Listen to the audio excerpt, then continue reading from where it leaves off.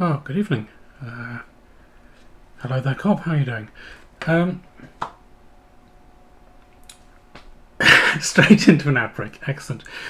A little of housekeeping. Let's get out of the way first. I'm not too bad, thanks, Cobb. It's been an exciting week, but maybe more on that later. But you will notice down here somewhere that the follower goal bar has disappeared because we blew through the 50 followers for System 1. Hello, Majenko. Don't wash up too hard. It's not the weather for washing up. But we blew through the 50 follower goal I'd set to show off System 1, and that expired yesterday, I think, during the week anyway. And I can't think of a good goal to set now, so I've just put that thing there, so there. Just to fill up the space. So that's the exciting change this week. What we're going to look at is System 1 again. And last time we looked at it, it embarrassed me by going horribly wrong. After I'd taken all the boards out to show them off to the camera poorly, put them back together, and it just refused to work. When it got as far as outputting anything to the serial, it gave the wrong amount of RAM, and then eventually started saying there was no RAM at all. But half the time it wouldn't even get that far. So we discovered on stream that the register R2 wasn't holding its data properly, which was causing it some problems during boot. So I had a look at it over the following weekend, and there was a poor connection. I think it was a bad solder joint on the clock pin to register 2, so it just wasn't circulating bits properly. Suddenly, why it had been a problem now after so long, that board is nearly 10 years old at this point, I think. Who knows? But anyway, that corrected that, and then set about monitoring the memory bus with a logic analyzer to try and work out why it wasn't finding enough RAM, because even with that fixed, it was now stuck at no memory installed.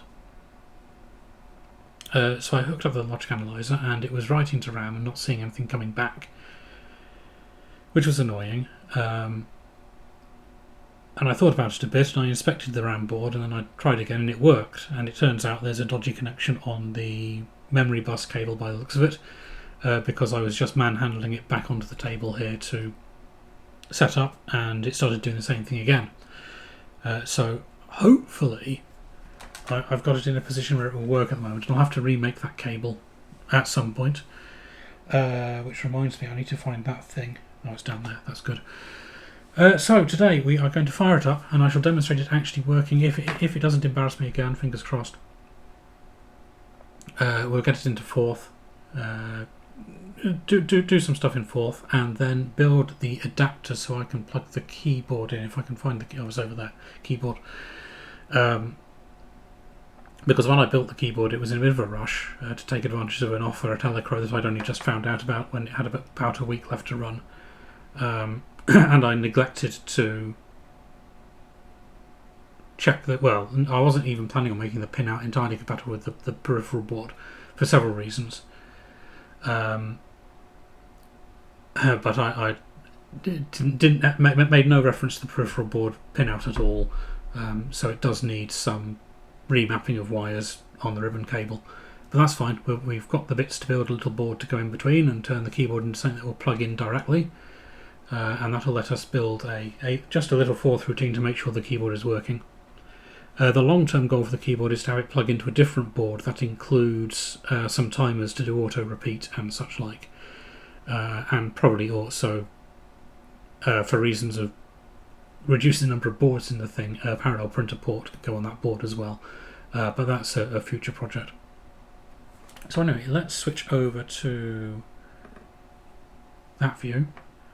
And is that the... oh.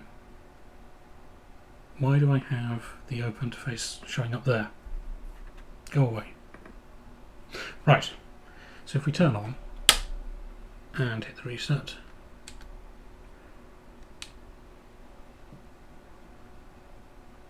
we should probably turn on the VT240, shouldn't we?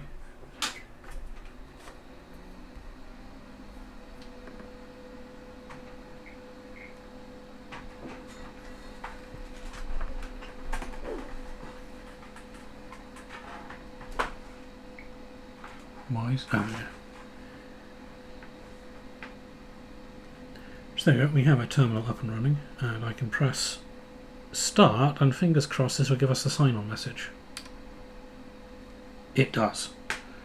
So there we go. That's what we expected to see last time when it was all going horribly, horribly wrong.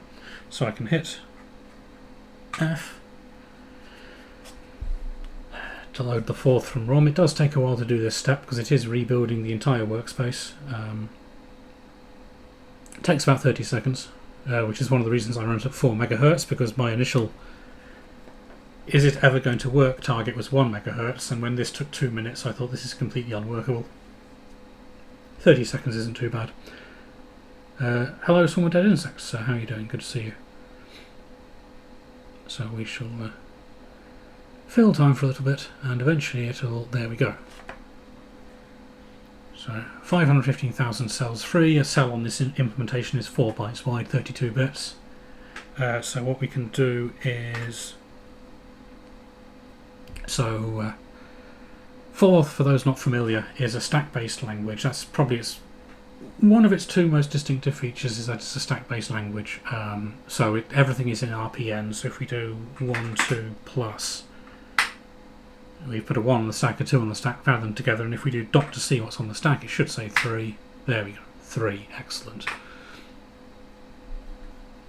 The other thing that Forth is very good at is you only need a few words. I think it's about, it's less than a dozen. I think it's maybe even sort of 8 words implemented in machine code, and then you can bring up the rest of Forth on top of that.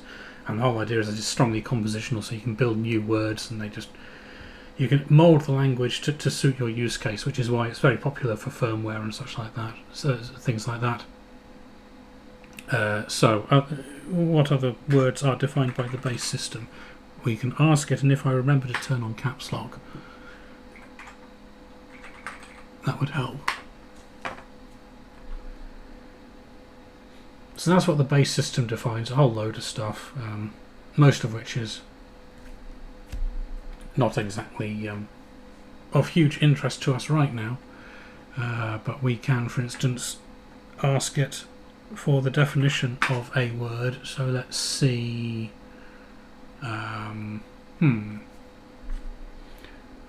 what shall we ask it to see?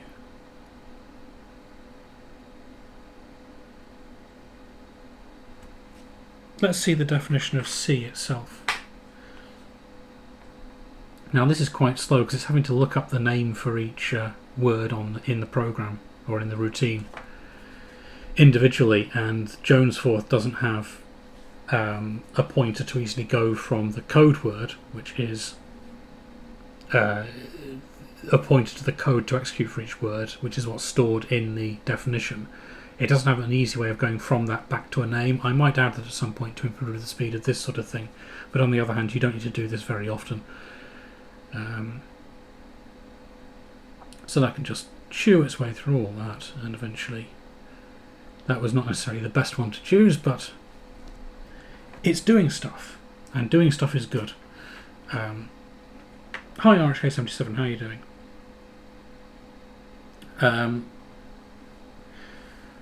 Oh, I should remember what tuck and nip are. They're if you have, I think that if you have 3 words on the stack, they're a way of getting one from, no.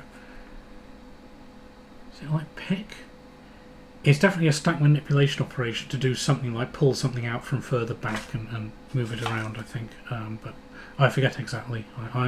It's been a long time since I've written any Forth in anger. But there we go. So let's get rid of all that nonsense, because it is nonsense we don't care about.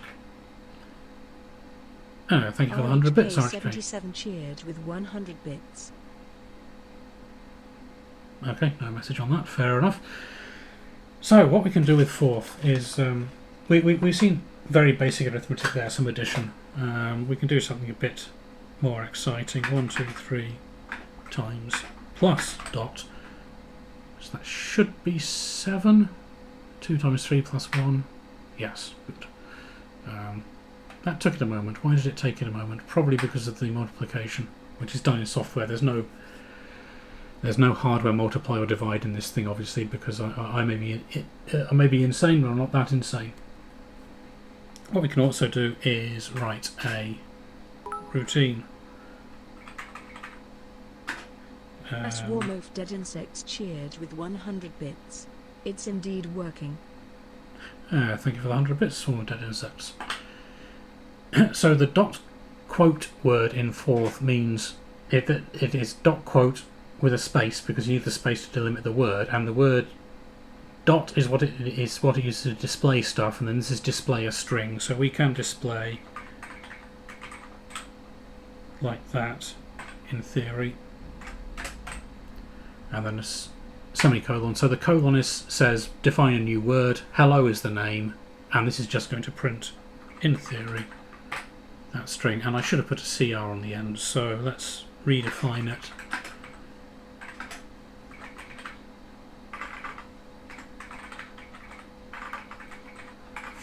Come on, fingers, you can do better than this. There we go. So now we've got the carriage return on the end. Cobb, yes, it probably is WebBorder. It takes up programming. It's a language that looks like a thingy. Now we can do something a bit more interesting than that. Question for chat: do you prefer green bottles or bottles of beer? I believe one is the traditional British. What's the word I'm looking for? There's a style, the style of song which repeats like that. Okay, beer is it. So we can define a new word called line, and this will take as a parameter the number of bottles of beer on the wall. And the convention with fourth is to write a comment which describes the state of the stack before the function is called, or the word is called, and afterwards. And in this case, we are going to have bottles on the stack when we enter it, and there will still be bottles on the stack when we end it. And what we want to do is say we need to duplicate the word on the stack so that now we have bottles and bottles, because then we can print it, and we can print the string bottles of beer on the wall. Then we can duplicate it and print it again.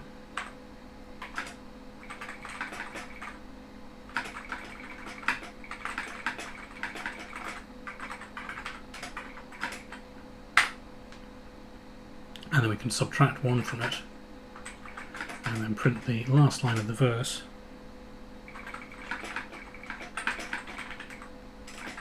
And a carriage return. And now in theory, if we do 3 line,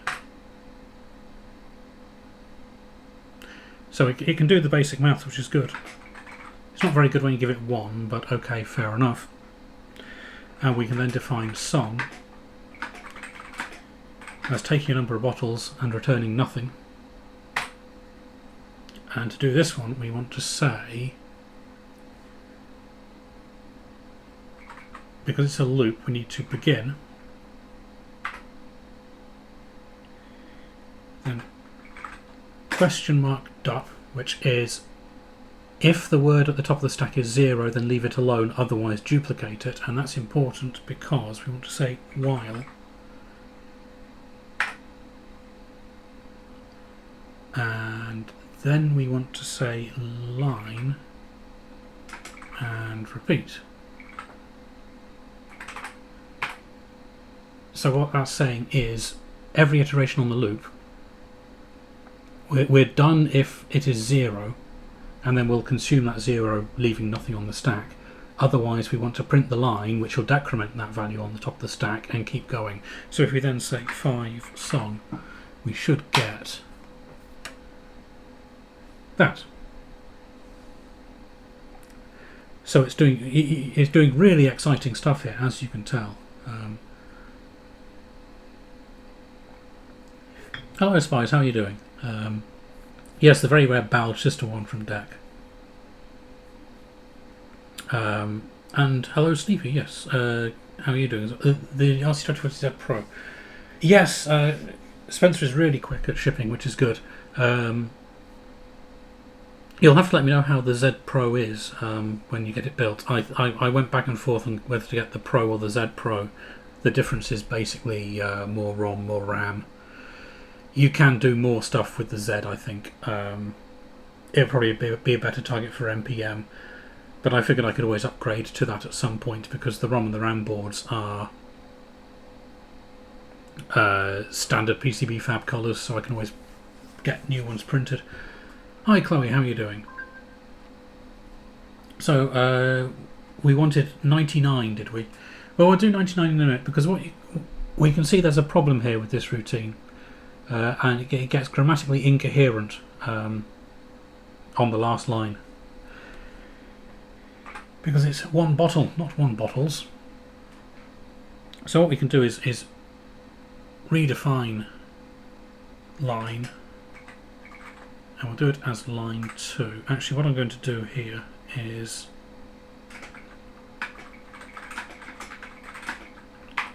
clear the screen because I can't really see it where it is at the moment because it's behind my laptop screen, which is not ideal. Although I can look at it here in the laptop screen, it's just not very good. So we're defining a new version of that line routine to be a bit better about things. So what we want to do here is say duplicate what's on the top of the stack, compare it to 1, and if it's a 1 then we want to print out the last line. We'll hardcode it.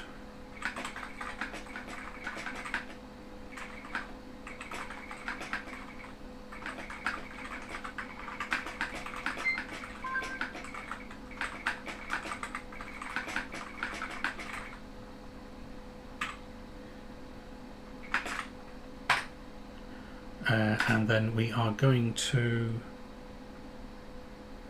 subtract 1 from it anyway to leave a 0 on the stack, because we need that as the terminating condition. Then we can say otherwise we can do effectively what we had before, except we need to, okay, we'll worry about that in a second. So print it.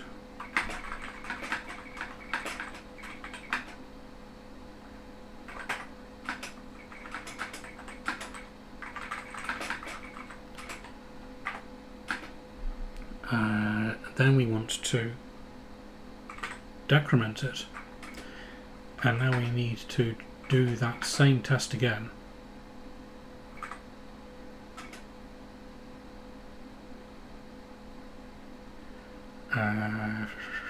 Duplicate it. Then we can just print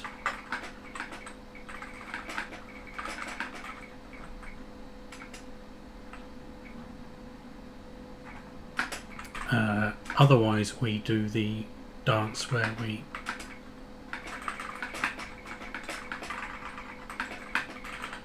I could have optimised that a bit, couldn't I? Oh well, doesn't matter. It did not like that.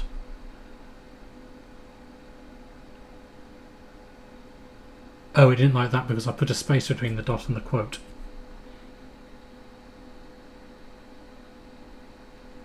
What we're going to do there, I think, is hit the manual interrupt button, which should get us back to... drops us back to immediate mode, and I'm going to have to type that over again, but never mind. Just give me a moment. Oh, a cherry wheat beer, that sounds good. But let me...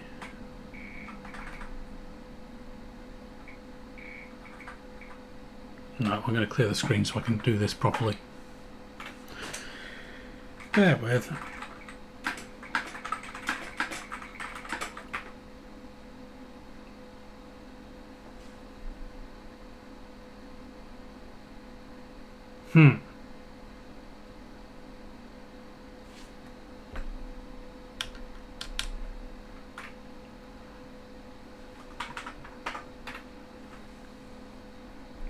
What's gone wrong here? Well, it's running in immediate mode, which is good.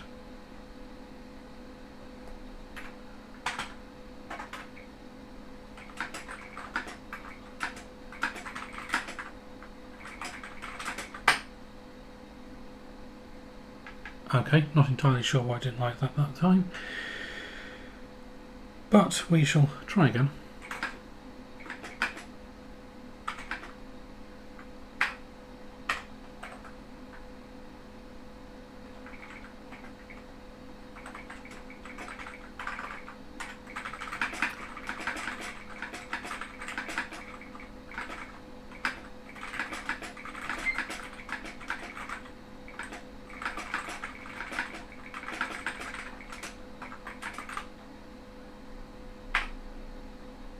Right. Okay, now this time we're in the else case, so we want to do the up print.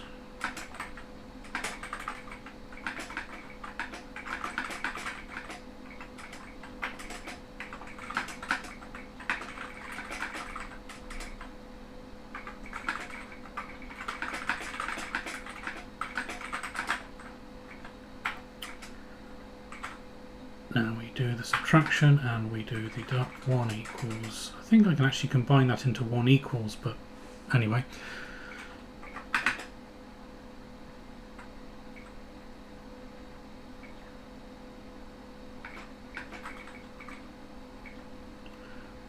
So we'll do the optimization here. 1 minus, if it's a 1, yep, that's fine. Else, duplicate it, print it, bottles.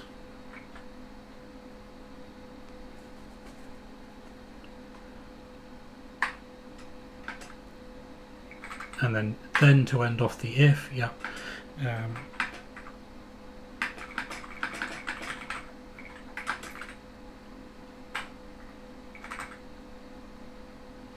So that should be. So if we now do 3 line 2, we'll put my fingers on the right keys, it would help. Okay, I'd said 3 and typed 2, we'll do a 3.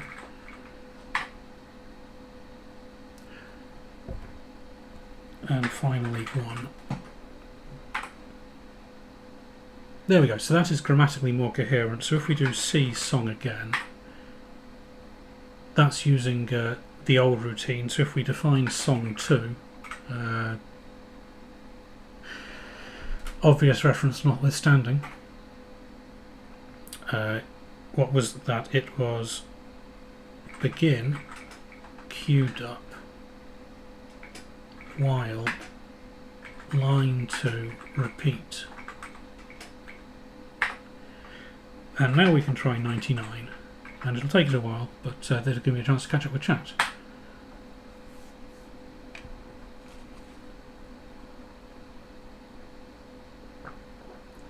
And hopefully I didn't make any obvious typos.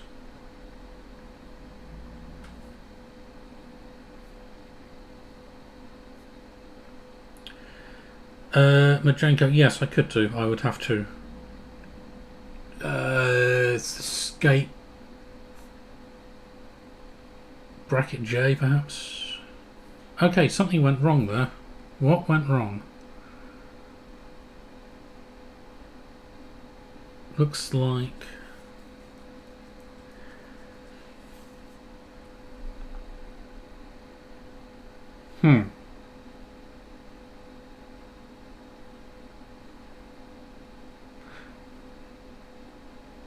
it might have hardware handshaking. Yeah, it might be hardware handshaking being disabled. In fact, it almost certainly is, isn't it? COM data leads only. Yeah, that would do it. So the terminal wasn't saying "Help, I'm too busy scrolling" when it should have been.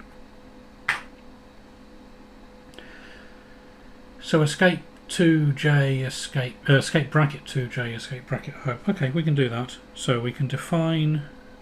Are we in decimal? Yes, we are in decimal because I've just run 9 bottles of beer. So we can do escape as 27 emit, and then we can do CLS as escape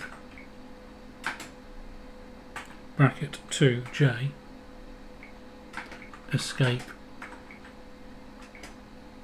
bracket H. There. So that's good. So let's see if we can turn on data line. Modem control lines.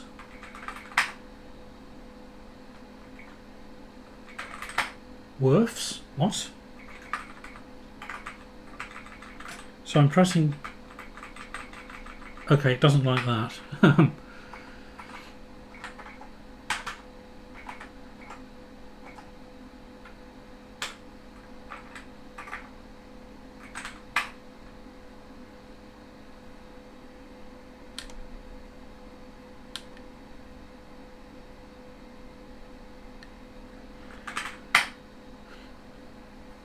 Okay, obviously there's something up with the serial handshaking, but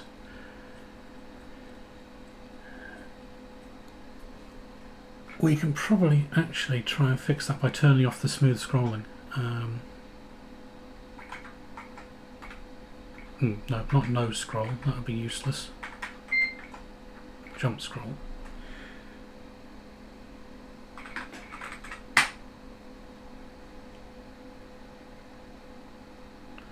And we'll see how far it gets this time.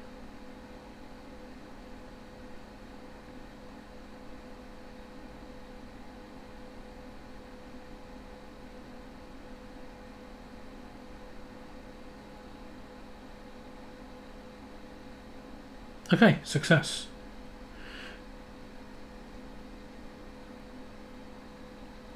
So let me just have a quick look at chat while I consider my next move. Cobb asked a question. Yeah, let me find it. Actually, no, we couldn't have called the original. We could have called line. Yes, you're quite right. We would have just had to, if it was anything greater than 2, because we wanted to special case the penultimate line as well.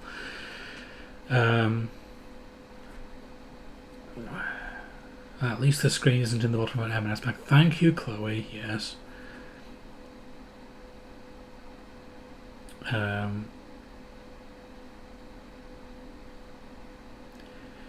So there was a CLS command. Yes, there. Oh, I thought there was a question about saving, but there wasn't. Yes, I don't currently have any persistent storage on the thing. That's on the to-do list.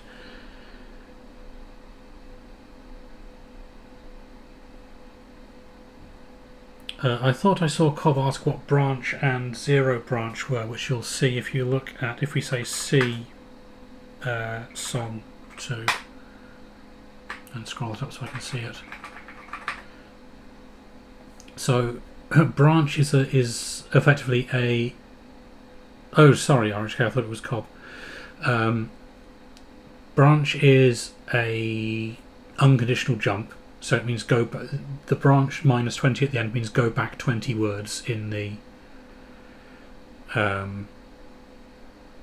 Is it 20 words? It must be 20 bytes, 5 words.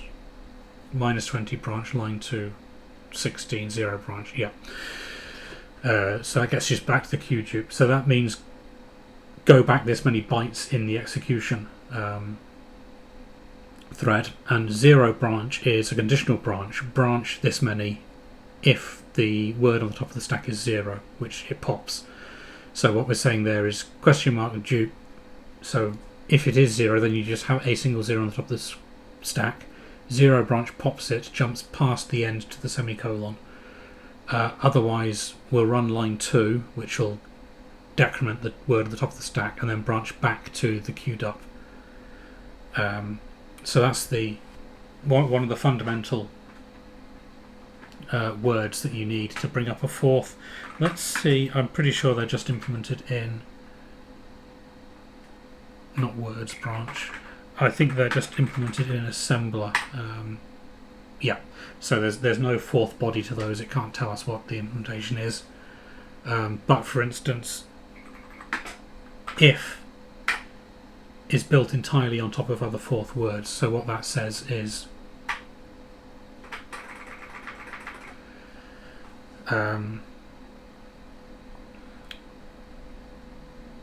if immediate. Oh, immediate. So an immediate word is one that always runs when you type it rather than when it's run during execution. So what this is saying is when you're compiling a line of code, it runs the if immediately. It puts a zero branch word in the word being compiled, which is the backtick, the zero branch, and the comma, put that word at the current compilation point. Here gets a pointer to where it is currently assembling code or compiling code. Here at gets that, and that should be putting it on the. Yeah, that puts that on the current execution stack, and then it puts a 0 as a placeholder. And then if we see, then, whoops, it'll take a bit longer. Then finishes off the construct by saying, get that placeholder or that location from the stack where we last were, get the current location, swap them over, find the offset, and then encode that or write that offset to the location of the placeholder. So it goes back to modify the branch 0 instruction that the if left by holding that address in the immediate context during compilation. So it takes a bit of wrapping your head around it, and I'm not very good at explaining these things because I'm not very good at explaining these things. But yeah, so you can see how with the fundamental push and pop operations and conditional branch, all the rest of forth is then built in terms of those fundamental words.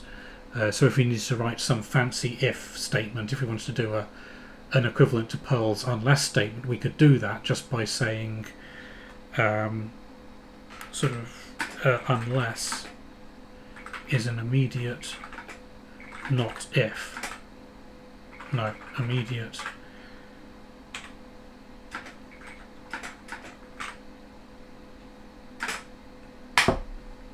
parse error. Okay, that's not a backtick, is it? It's unless immediate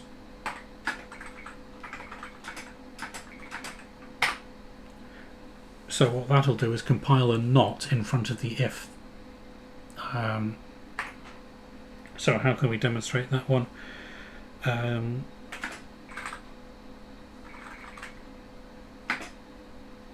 Test unless we'll say a number, if whatever number we've got is greater than, no, is equal to 10.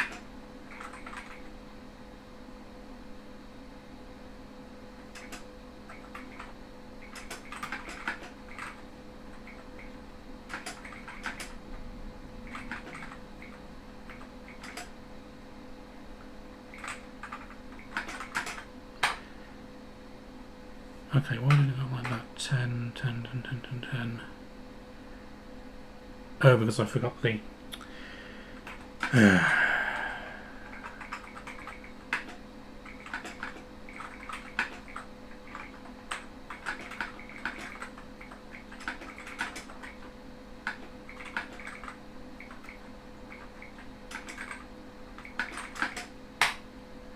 So 5 test unless should say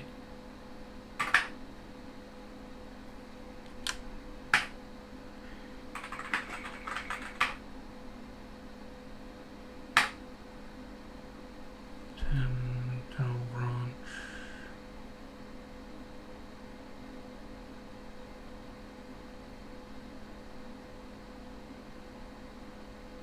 That's probably not going to work, is it? Okay.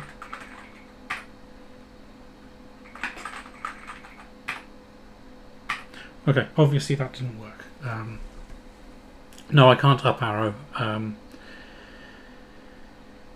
Uh, I can show you the code for that actually. 1 second. Let me.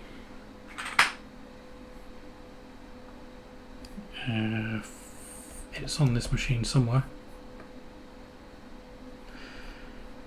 But yeah, the I/O layer for this basically just reads an entire file, new window.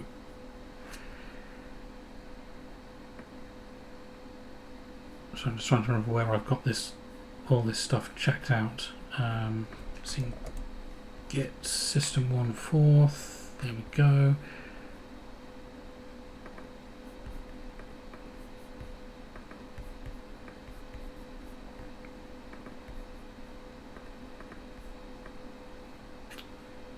Uh, 1 second. That one.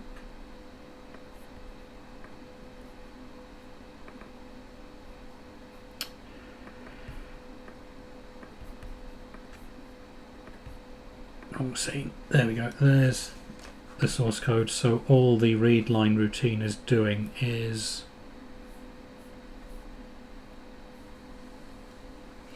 just reading bytes from the serial board, and we implement backspace, and that's it. Yeah. So yes, something like that is a future. Something like that it is definitely a future option, but not right now. I want to get a bit more of the supporting ROM codes that routines like readline and such like can live in ROM rather than having to implement them in each program individually. Yes, that was VS Code. I apologise, but I was trying it out and I ended up writing an extension for System1 assembler syntax code highlighting, which it isn't actually installed on this machine, so that was pointless. Updog turns on the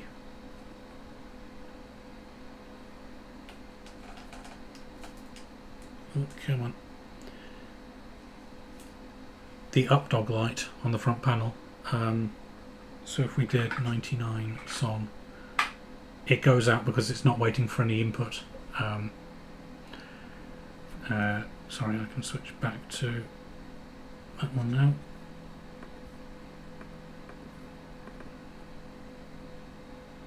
Now then, you'll see the light come on as soon as the song finishes.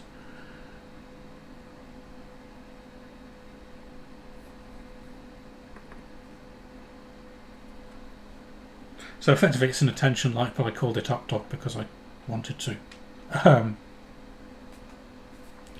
And Ramdog, yes, this machine is entirely my own design and nonsense. It's 74 Series HC logic throughout. RHK, yes, eventually. I thought it was on the website, but it's not. Majenko, no, I wasn't going to fall for the obvious trap, was I? Because I put it on the front panel for a reason. I mean, come on. I fell for Carrot House's Shart on the other stream. Right, so, anyway, we have seen that this works.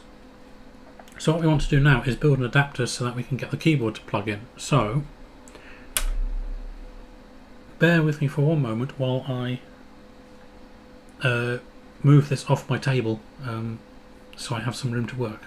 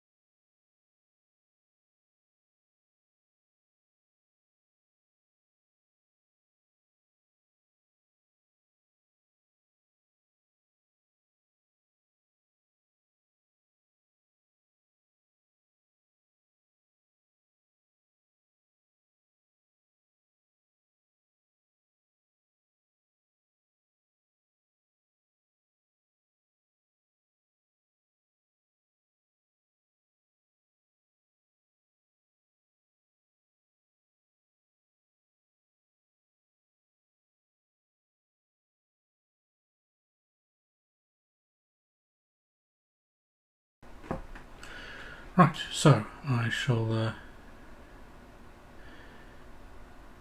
Oh, Chloe, was it? There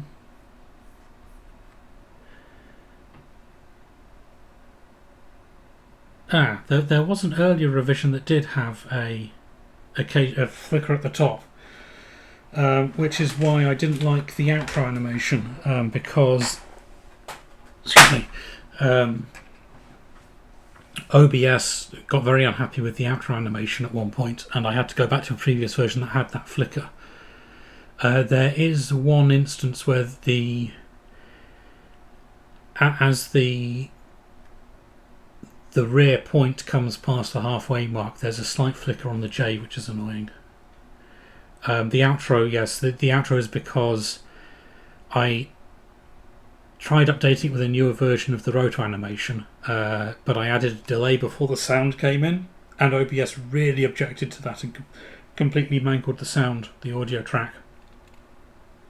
It turns out my mistake was trying to use the sound offset option to FFmpeg instead of just putting 2 seconds of silence before the music track in Audacity, and that worked. When it gets to a certain point, it appears to have a frame. Hang on, let me just watch that for 1 second.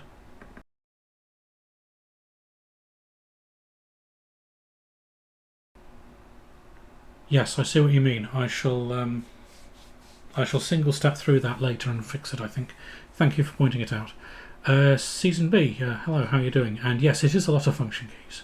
We've got your 24 across the top and another 10 at the far end. Yeah, so, okay, thanks for that, Chloe. I shall get it fixed for next time. Let's just catch up.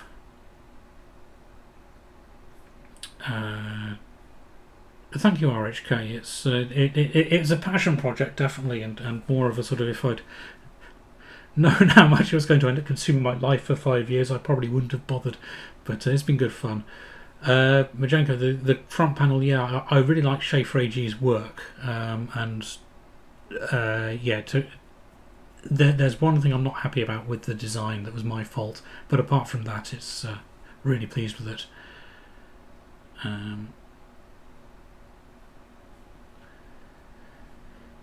So, what we want to do is build an adapter to convert this socket here, which is what we need is more light in here. I'll turn the lights on in a second.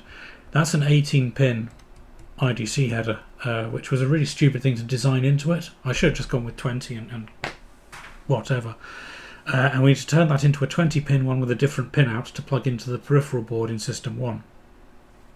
But for those who haven't seen this keyboard before, I did show it off last time. But it's the keyboard decoder up here, keyboard controller, is all 74 series logic. It implements the matrix scanning and a 16 event queue of key up, key down events. Spice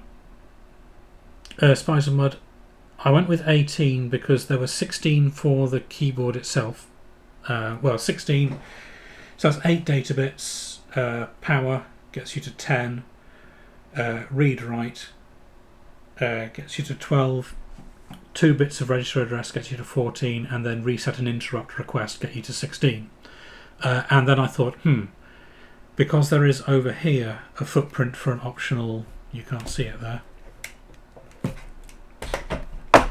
there's a footprint there for an optional dot matrix display, which I'm still going back and forth on whether I want to fit to this particular one for System 1.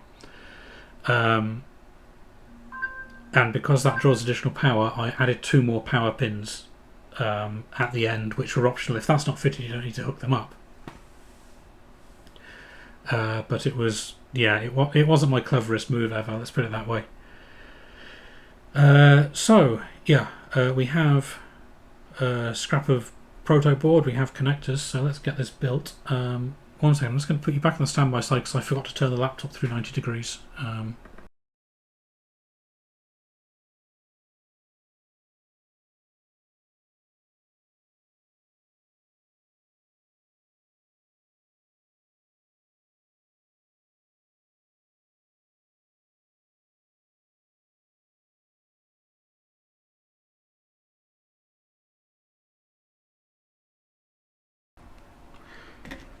there we go. We're back around the corner. And what I should be able to do now actually is try this camera. Right.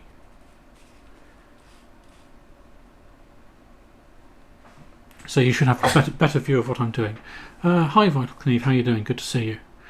RHK, the keycaps are from Drop, or Mass Drop when I bought the original set, which are these. This set across the top are MT3/dev/TTY0 in the Olivetti colourway.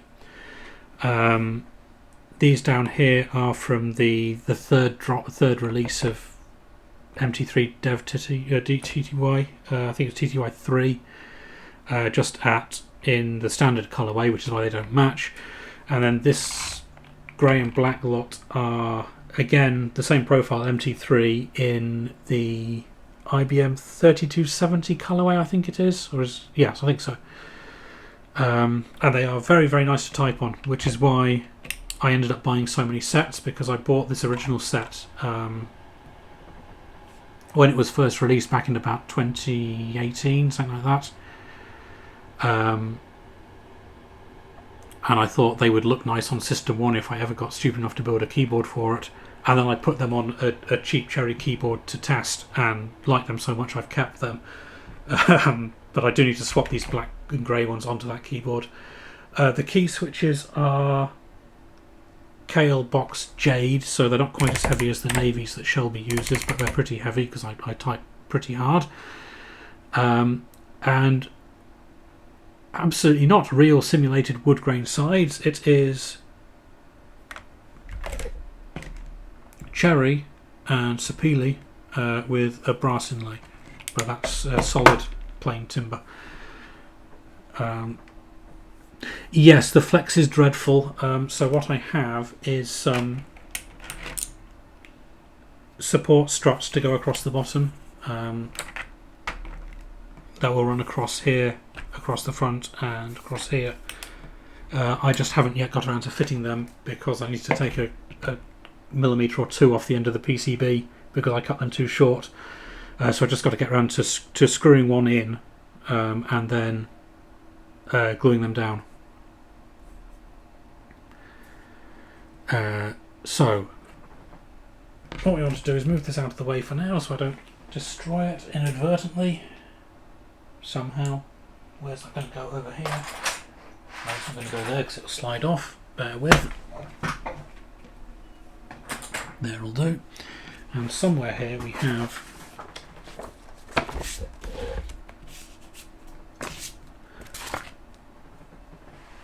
the keyboard schematics, which I should have exported to PDF ahead of time.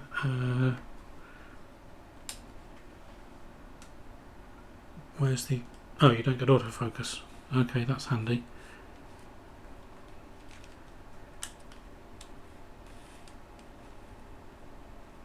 I'm never going to be able to judge that on such a small screen. Doesn't matter. No plans for encasing the PCB. No. That sounded like hard work when I designed the thing. Hi Hot Rocks, how are you doing? So what we want to do is take a length of cable and an 18-pin connector first. Two 18-pin connectors, and I'll move that out of the way so you don't see my address. Might have been too late. And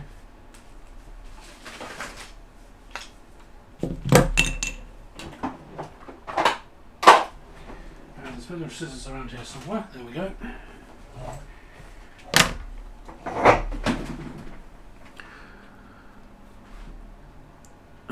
Well, it'll do it during live view, Majenko. It just won't do it when it's the light is on, unfortunately, Cobb. It just won't do it when it's in webcam mode. 1 second, let me see if I can get a better view of that. No, that was the wrong button.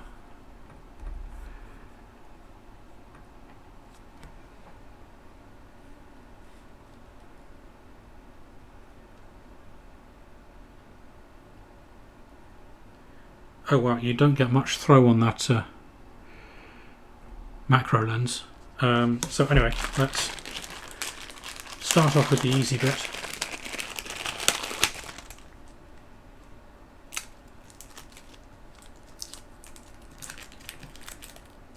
And of course, rainbow ribbon cable is best ribbon cable. Hi Matt, how are you doing? Yes, thank you. Matt there is referring to something I mentioned about IRC yesterday. That should be a good length. As some of you remember, I was doing some decorating earlier in the week. And on Tuesday I ran out of paint just as I was finishing up the first coat. So I went out on Wednesday to buy some new paint. And I looked at the pots of paint in the paint shop, and I thought, well, if I ran out of 2.5 litres just before I finished, there's no point buying another 2.5 litres because I won't be able to do a complete second coat without running out just before I finish that as well. So I better buy the 5 litres. And a single 5 litre pot was 30 quid compared to 44 quid for 2.5 litre pots, so that was a no-brainer. So I did that, and then I went over to the office, and I took a roundabout slightly too exuberantly on the outskirts of town, the far side of town, and there was an ominous sort of blop noise from the passenger footwell, and I looked over, and the pot was on its side, and the lid had popped off. So there was about 2.5 litres of off-white sort of emulsion sloshing around in the black upholstered passenger seat of my Z4. So that was not fun. So one hasty phone call to my parents to ask if the wet and dry vac had a suitable attachment for getting into a car, footwell, and several hours later my father and I had managed to rescue the situation, but that was not my finest moment. So pro tip, don't do that. And to you, Majenko. Water soluble RHA. Yes, it was indeed a water based emulsion. So yeah, it was fine. It's nearly all came out. The only bit that's left is some in the chair runners. You really can't see what I'm doing there, can you? Let's try it this way around. So the near side runner on the passenger side is has a telltale sign of sploshage. But yeah, that was my Wednesday evening. I was not in a good mood.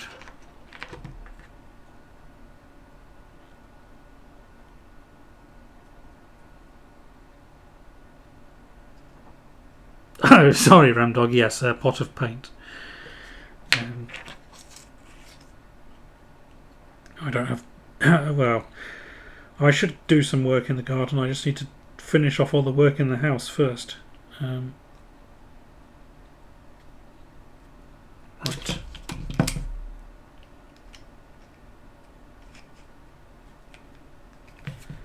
Come on.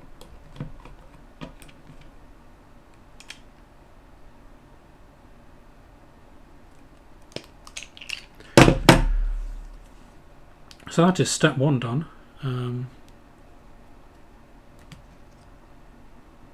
With pin 1 connected through to pin 1, which is always good.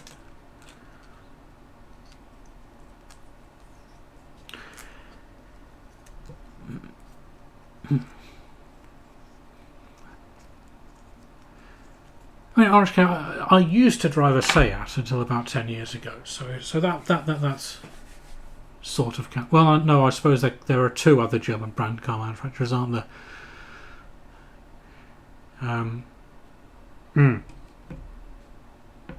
I almost bought a CLA as well when I bought the 1 Series, my first BMW, the 1 Series, instead, because sideways is best ways. So either way, I'm covered. I've almost bought one. Matt, I try not to have pin 1 connected to pin 2. Right, so that's that done. What we need is a thing, one of these, which is one of the, is it one of the 18 pin? Yes. 18 pin connectors, and we have somewhere a, where is it? A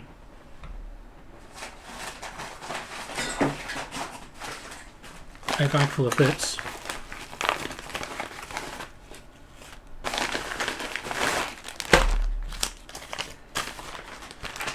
And in this bag full of bits we have a load of stuff I obviously didn't need to buy because I found what I was looking for.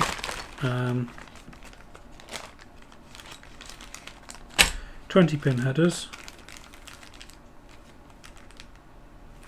How many rows is that? 1, 2, 3, 4, 5, 6, 7, 8, 9, 10. Perf board. We might need those later.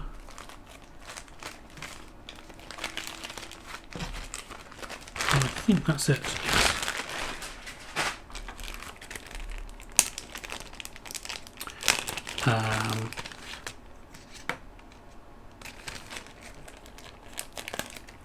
Let's have a quick look at the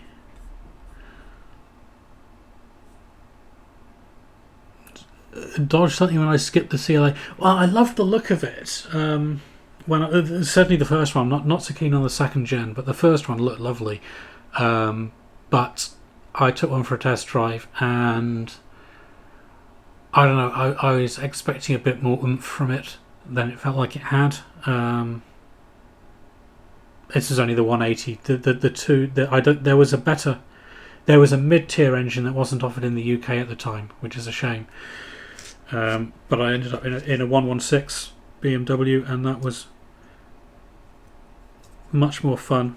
I can tell you exactly the junction on the test drive where I realised, oh, I see why people like the rear-wheel drive.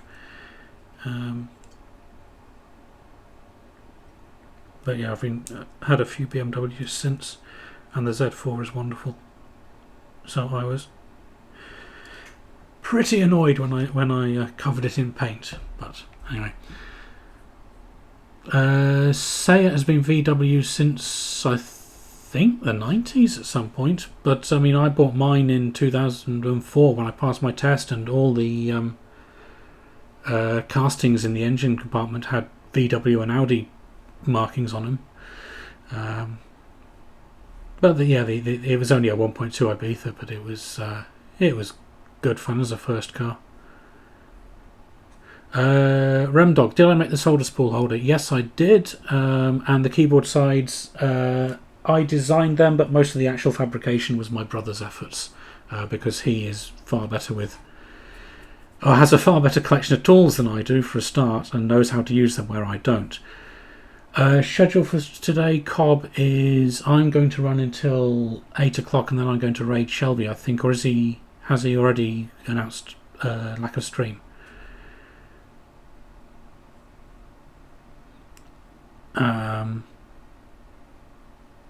Yes, Cobb. My brother handles his wood better than I do, because I mean I've got twin nephews and none of my own, so yeah. You work it out. So what we want is one of these.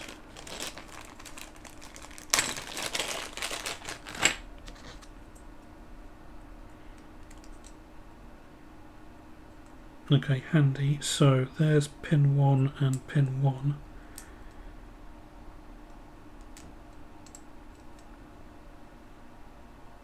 And what we're going to do is tack solder these down.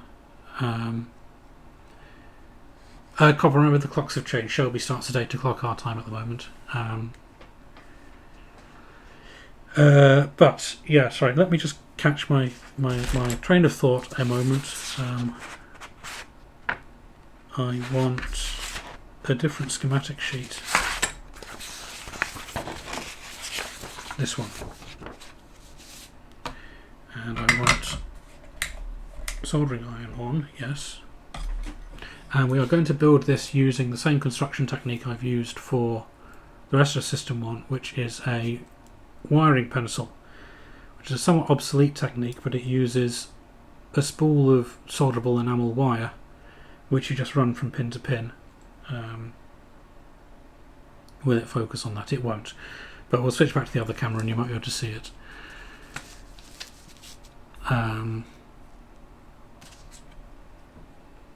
So yeah, we'll tack this down first, and there are 2 pins we're not going to need on it, aren't there, which are the power pins for the display, which are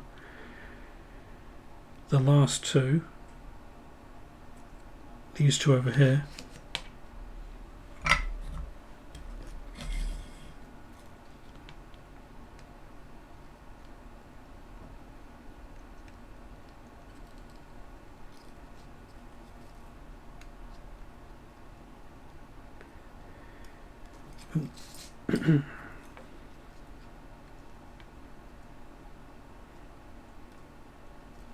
Come on, why?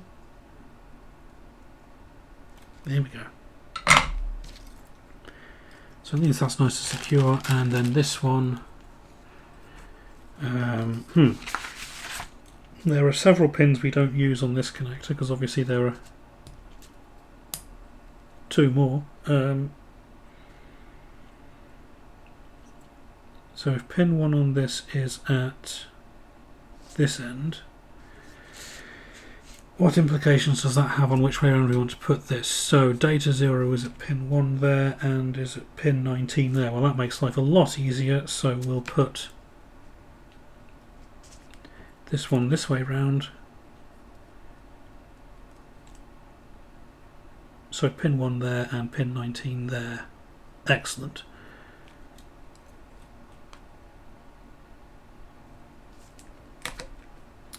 And we want to solder to... Oh, it really is dark in here.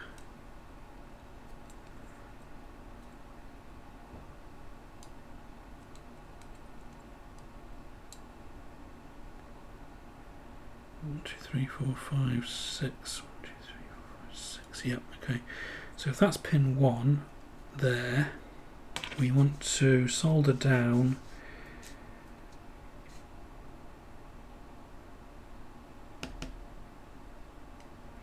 pin 14 is the wait state signal, and 8 and 10 are the top 2 register bits that we don't need. So 1, 2, 4, 6, 8, 10, those 2.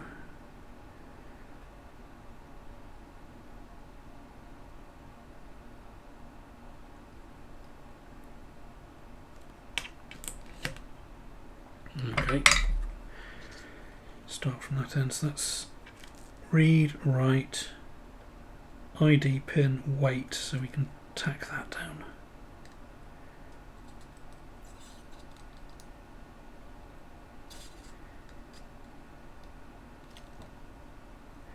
So wait, then two register address pins, and then 2 that we can tack down. Good. Now what might have been sensible might have been to draw this schematic up ahead of time, but as we have established quite readily, I'm not a sensible person.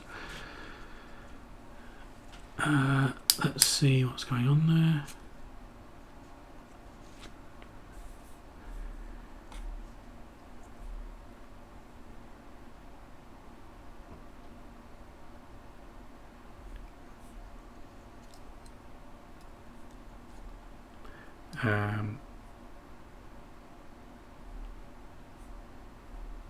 Okay, lots of car chat by the looks of it.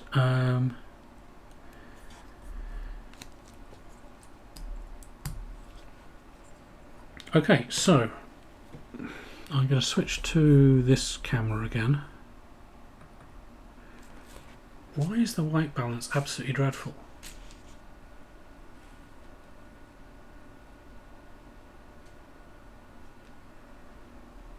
I wonder if I can fix that actually. White balance.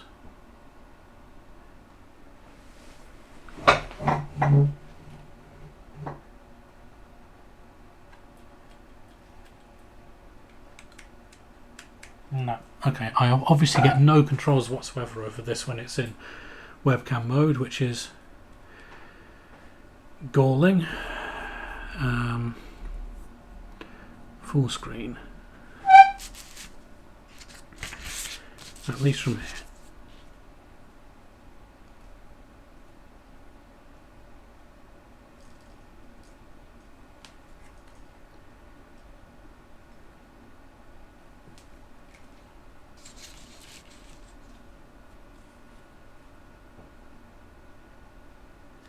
Right, that looks approximately in focus. Not that I've been able to find Cobb, no. It's probably just that OBS doesn't expose something. I'm sure the webcam utility must have an options pane or something, but I can't find a way of getting to it.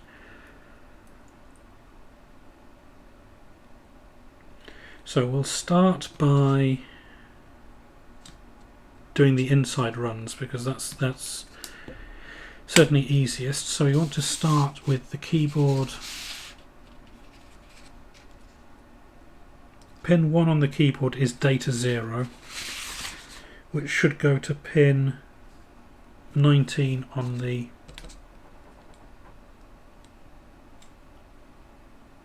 system 1 side.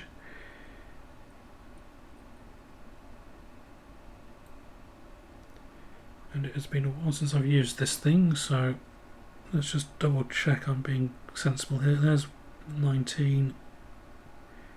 There's... Oh, don't tell me 1 is...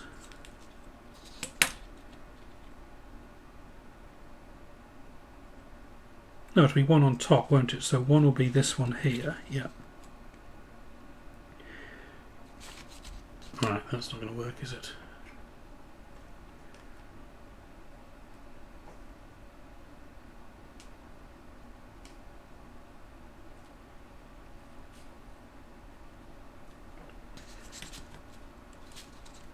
So what we need to do is pop the wire just down the side of the hole there to catch it, and then wrap it around the pin.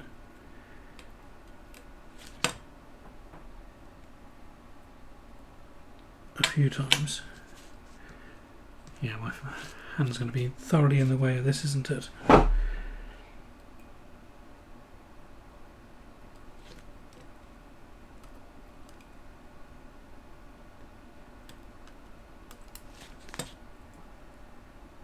As you can see, I am out of practice, so that goes...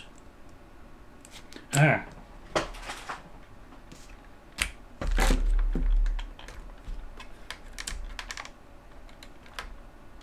We'll throw some more light on the subject, that will surely help.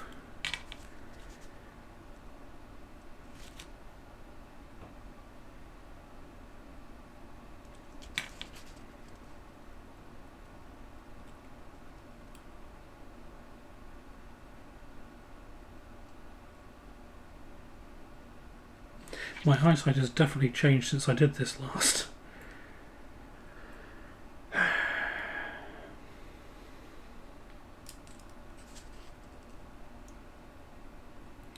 that's good to know, folks, thank you.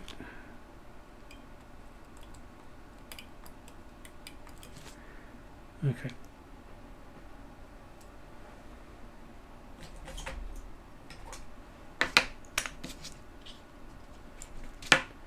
We'll take the wobbly end off the wire and see if that helps.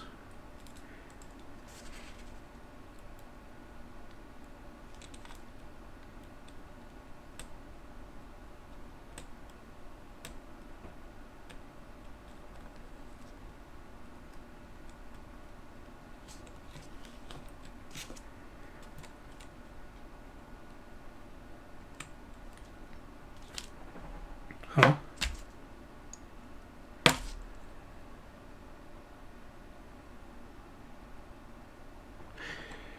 Remdog, the only logic there might be is a transistor inverter for the IRQ line, but I'm not going to connect that up today. Or, well, at this rate I'm not going to get anything done today, am I? But it doesn't necessarily need it right now. There we go. No. Why can I feel it? Okay, we'll do it the ugly way. We'll just wrap it round.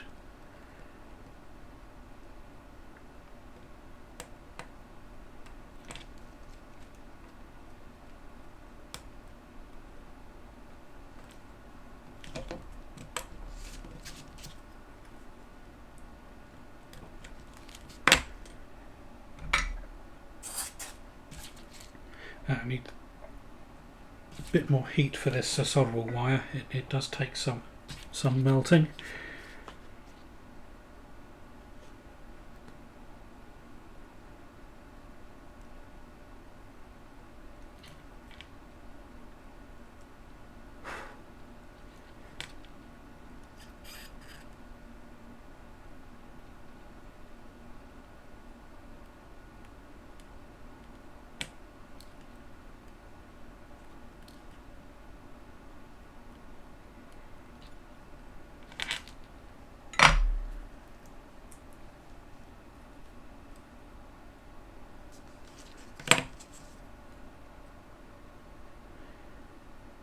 Oh, what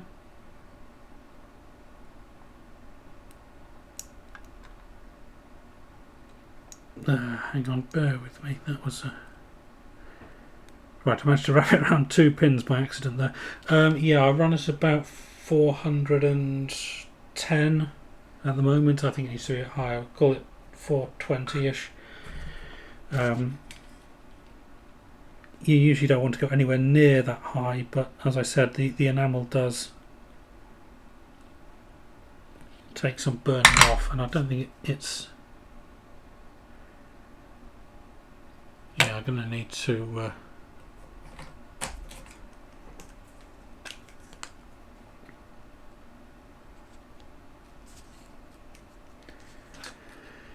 apply a little flux and see what happens.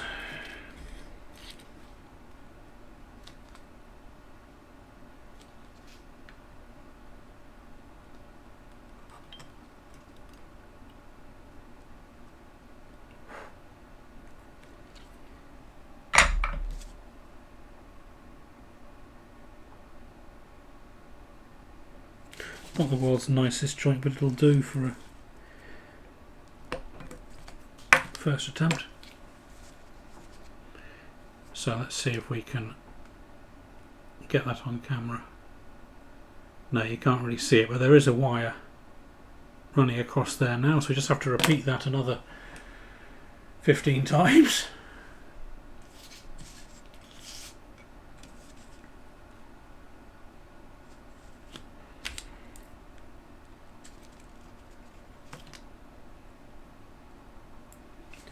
I used to be a lot better at catching the wire down there so that you can then wrap it around the pin.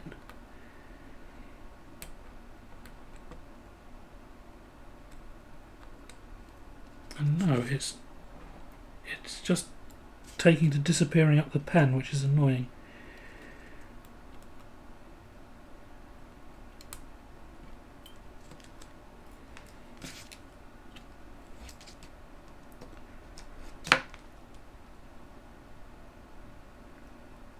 That was at 7:15. Okay.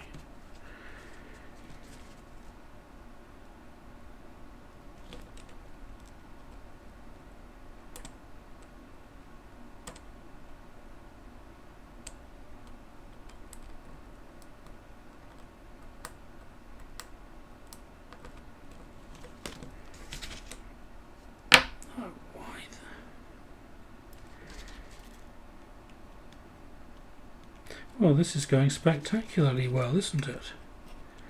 I'm very glad I chose to actually demonstrate the machine working beforehand.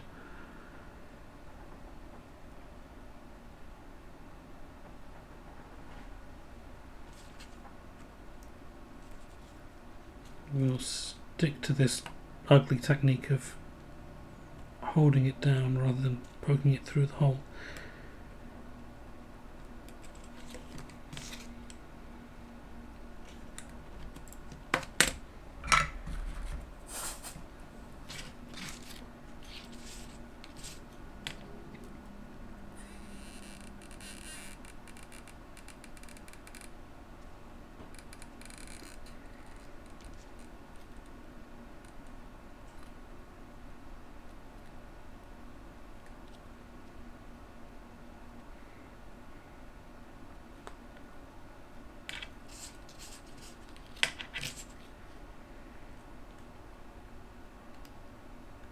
At least if this doesn't work, or I have to give up on it, I have plenty of other boards and connectors, but it really is not Here we go.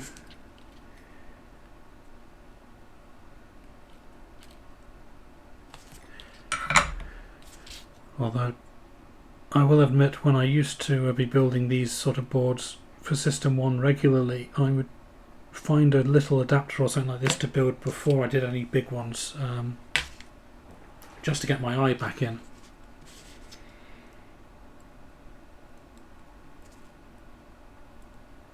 Or get back into the rhythm of it. It can be quite frustrating when you... It's one thing when you're just going point to point like this.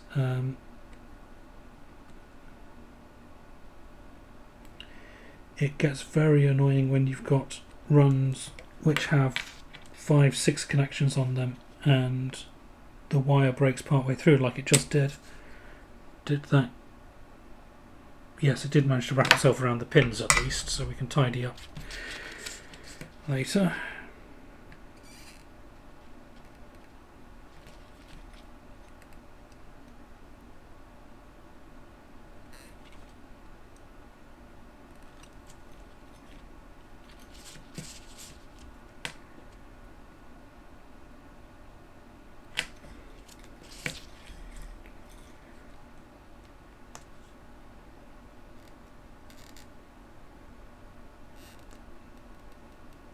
The camera really needs to be somewhere else, doesn't it?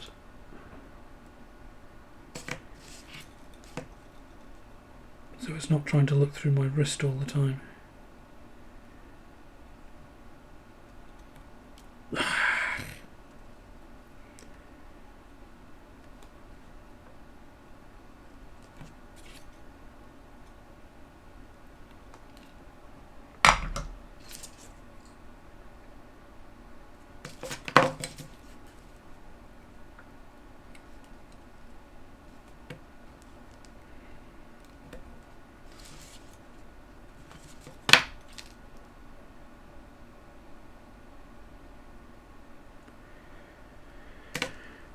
Okay.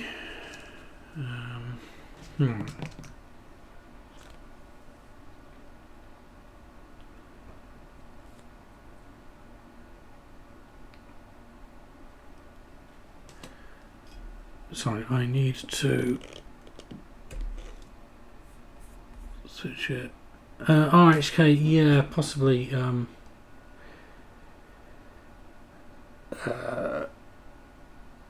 Yeah, I should. I find my bottle of liquid flux actually.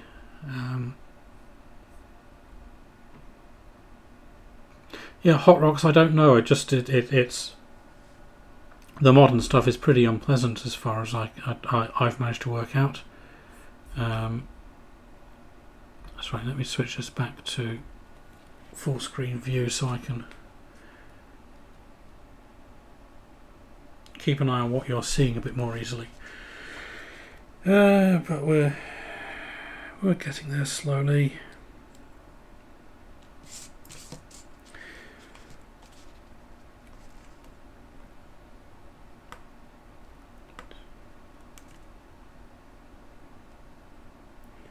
Now this pin unfortunately just took a dollop of solder on it when it shouldn't have, so we've got to be careful when we wrap the wire around there. But there we go. And you didn't see a damn thing because my wrist was in the way. In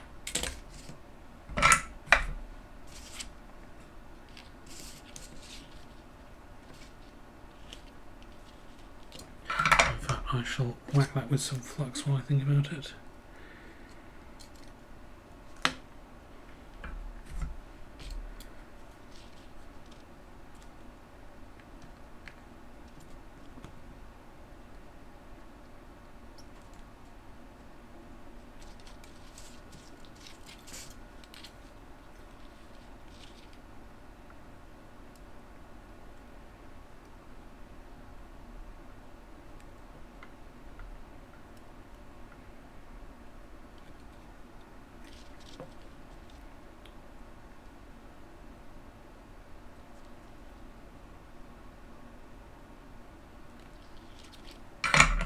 Let's see how that went.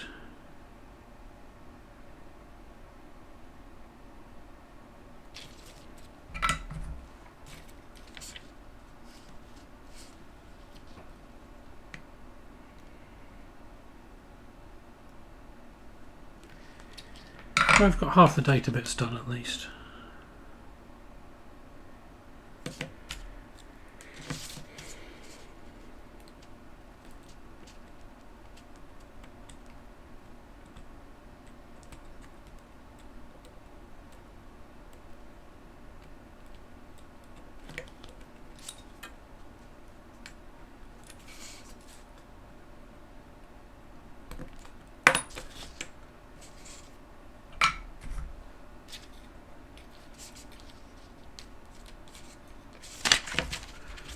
Try up here.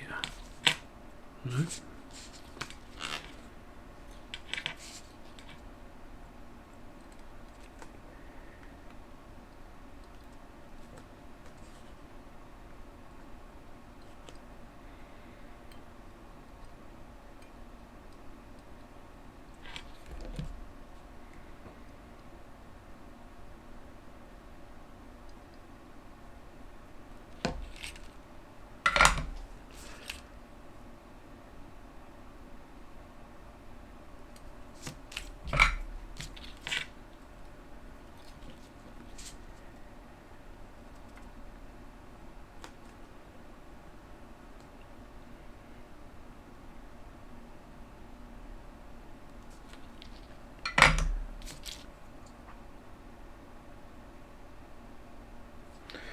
Okay, now we're getting a bit more into the swing of things.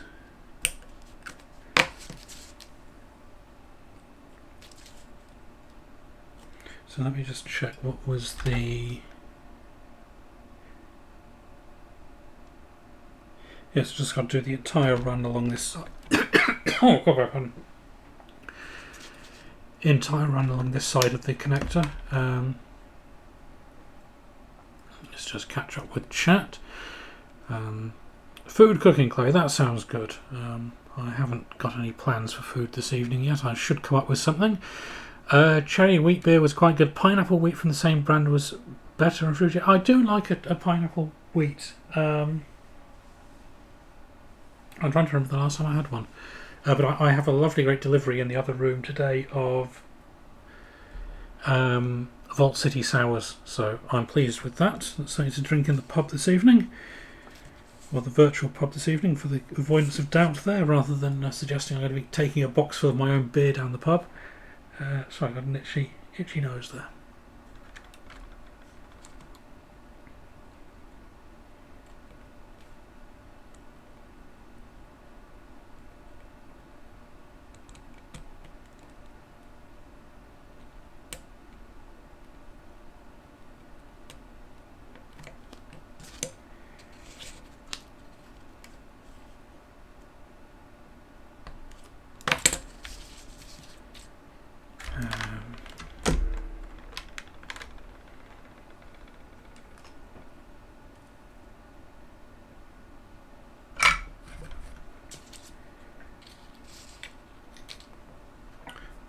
It doesn't help either that I keep catching the soldering iron cable on my knee under the table, which is annoying.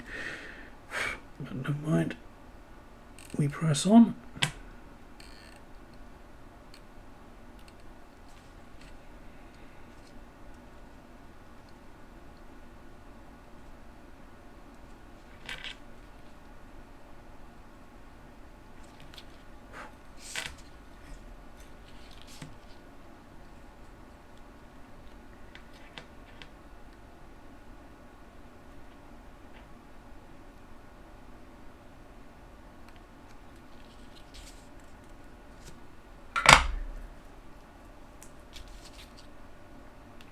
This is true, Matt, yes.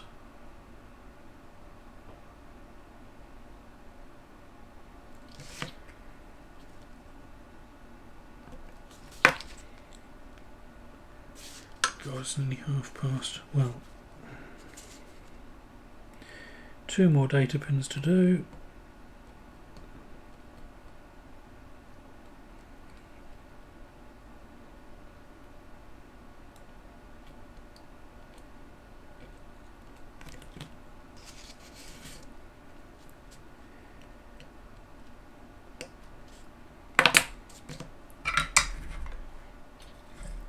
Now, as I said, we'll probably leave the interrupt pin off at the moment because it does need a. I was going to put a 2N 7000 FET down with a pull down resistor, but it can wait.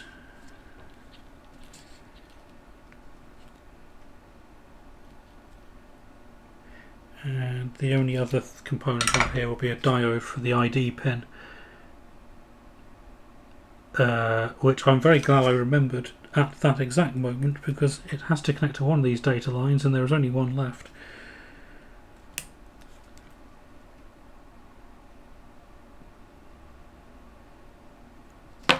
So give me 1 second because I need to go and find a diode.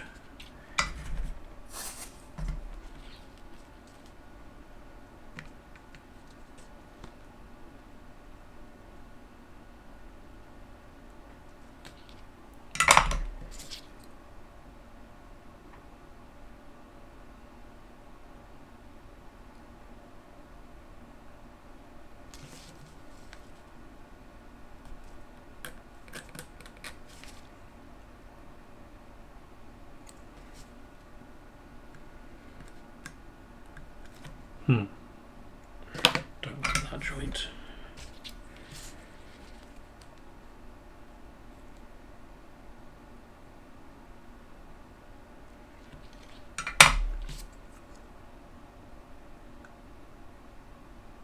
Still don't like it, but it's better. So a diode, 1 second. And it should be a.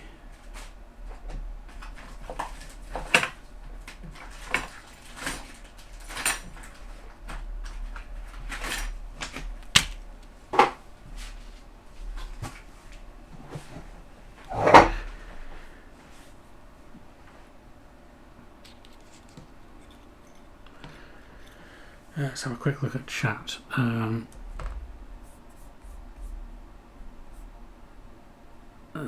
Matt, did you put your Mac Classic 2 away now it's actually powering on and behaves as you can free up the desk space? Yes, but show it off first. That's what I would recommend.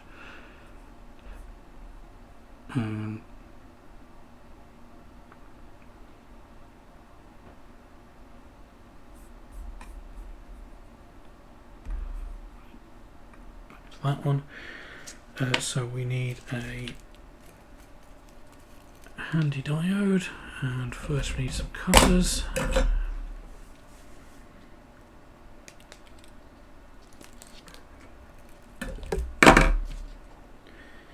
And this needs to go from pin 16 on the computer side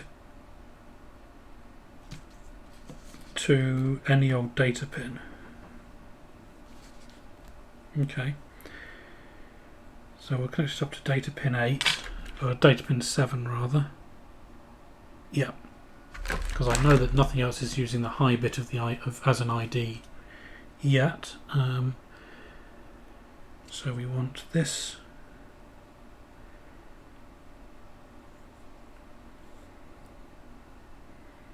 there.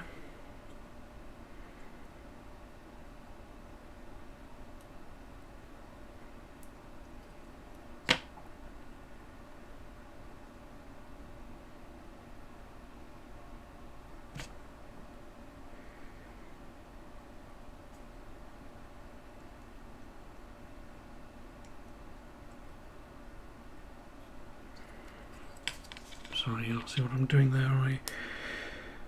We need to run a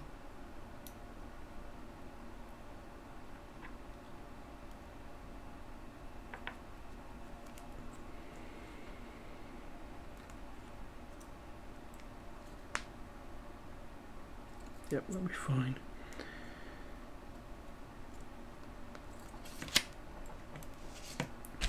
So trim that leg a bit first. And then the final data pin goes round that diode before it goes anywhere else.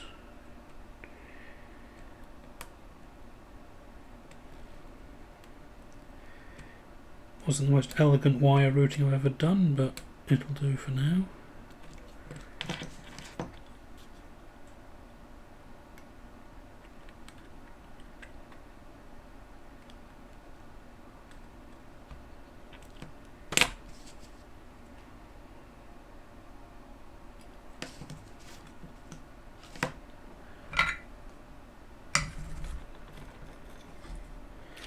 So the way that the ID pin on this device interface works is that the peripheral board has some logic to decode, alongside its own address space, a block of address space which contains a word for every slot on the every socket on the peripheral board. And when that word is addressed, it just drives the ID pin high so that you can use a diode to drive the data bus and indicate to the software on system 1 which device is connected where. So it can identify the presence of the peripheral board during boot, so it knows where to query for devices. It can spot that there's an IDE controller present on that board, and it can also work out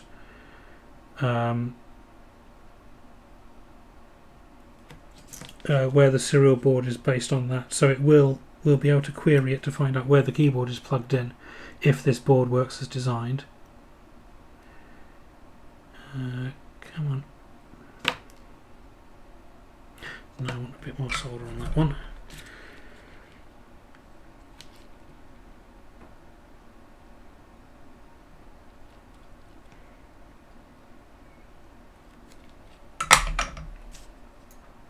See how that is.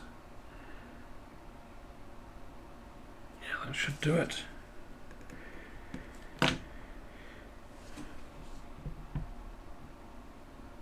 So okay, that's the eight data pins connected. Let me just find the multimeter. Apologies, we're going to get some beeping here, folks. I had someone point out last week that it was a bit loud, but unfortunately there's no volume control on this multimeter. So we'll just quickly zip along and make sure that I haven't shorted any of those pins together. And make sure that they are actually connected.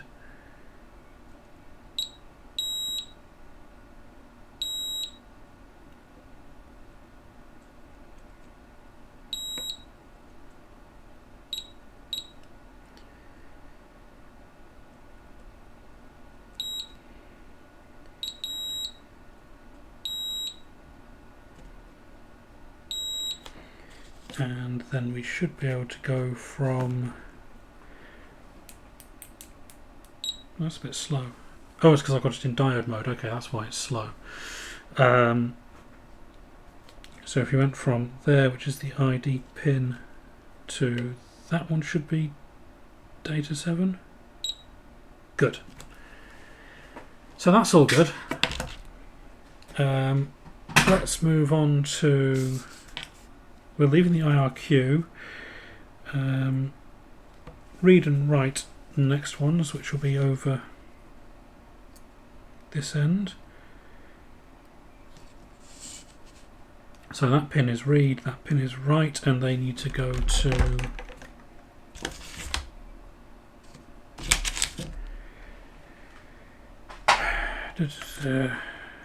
no, you can't put the lid for the scalpel on the flux pen, can you, you idiot? On the flux syringe. Let's move that there so I can see it when I'm working.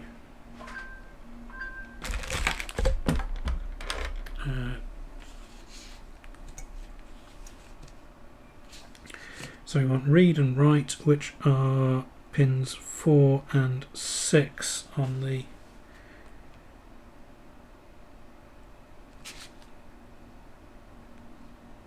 one, 2, 4.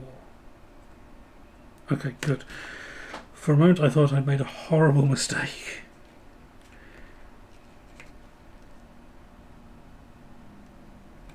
There, 1, 2, 3, 3 wraps around there, and then that comes up to this one here. Yeah, pin 20.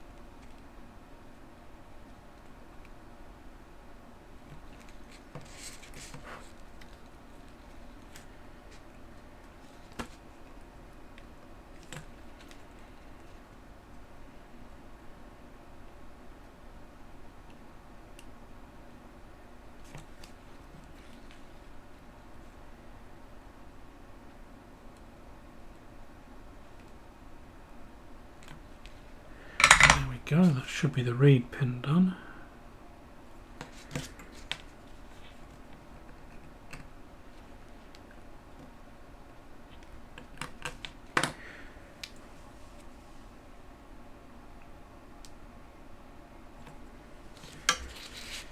And this one up is right.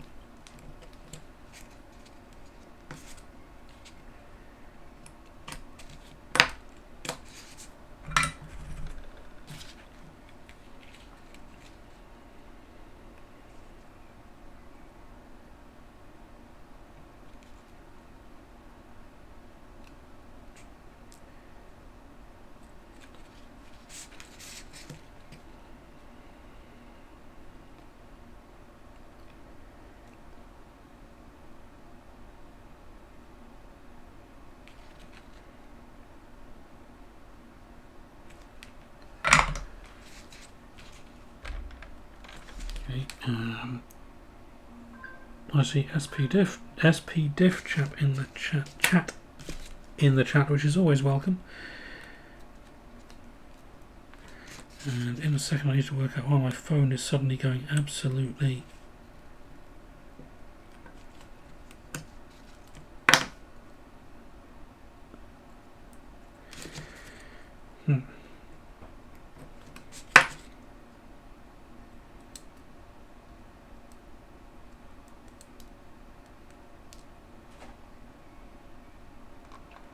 God, that's a mess.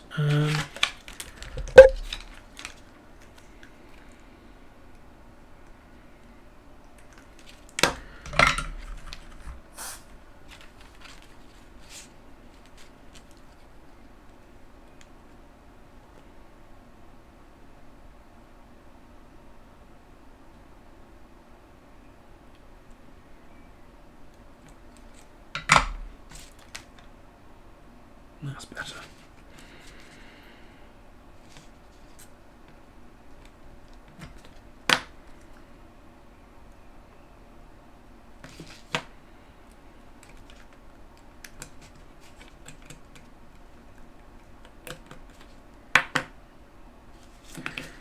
I would like that bit of wire to be cut off, and it's having none of it.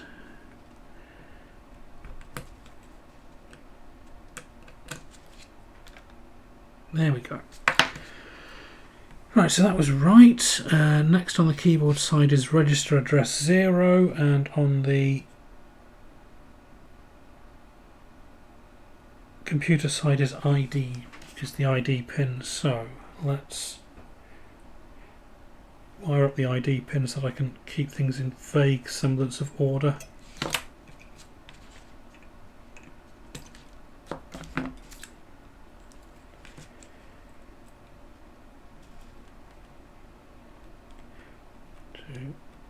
3 around there, then we'll nip out here and over to, so you can see that, over to, oops.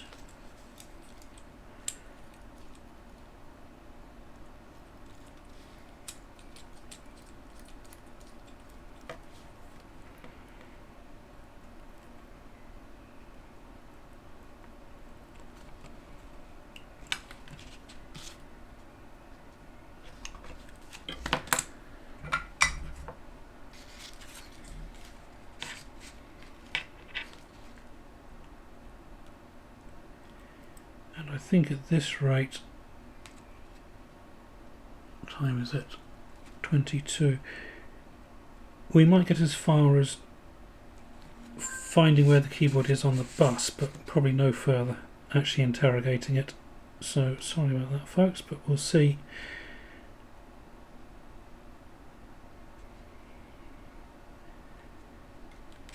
There. I need some solder wick, where's that gone?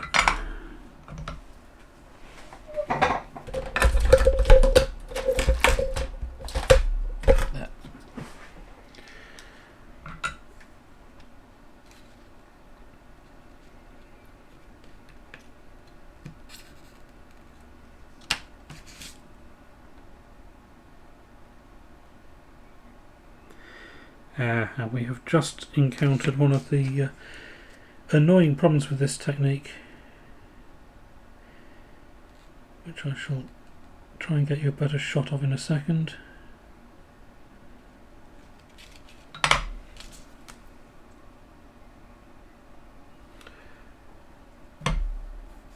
Where's the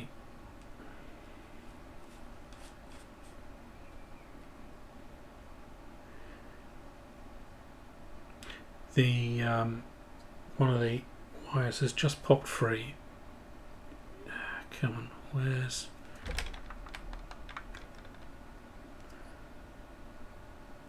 I'm trying to find an angle at which it becomes more obvious.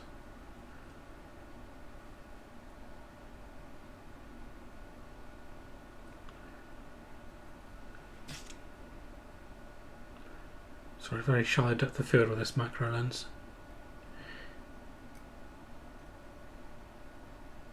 So we're going to have to try and reattach that one.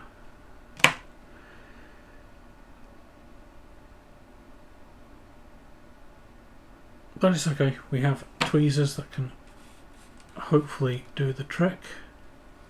If not, we can always switch to good old traditional bodge wire.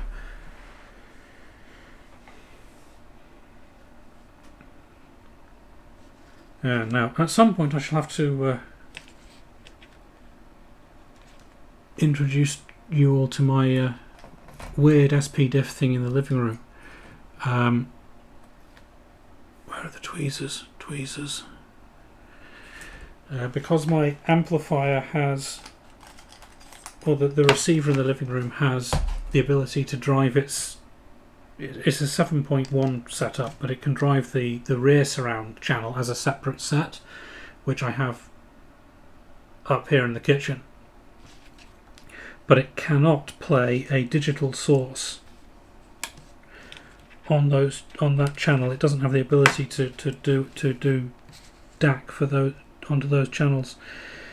So I built a little box that taps into the 3 SPDIF sources going into it, which are the CD player, DVD player and the TV. No, we'll come back to that bit. And it can copy whichever one is currently selected by the receiver to the mini disc DAC, which it can run as an outboard DAC.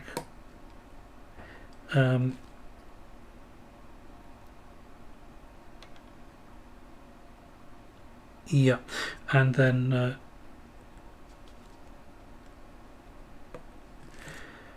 drive the kitchen speakers by playing the mini disc output to those, and it works quite nicely.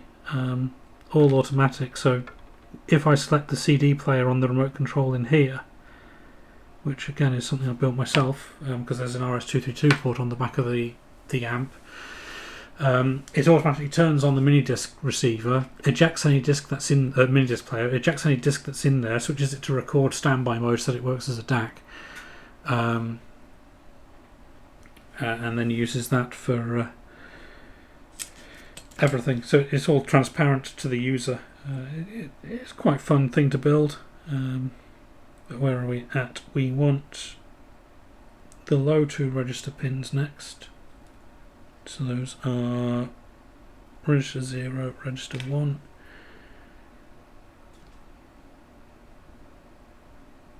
Hang on, what's... Oh, yep, okay, register 0 is there.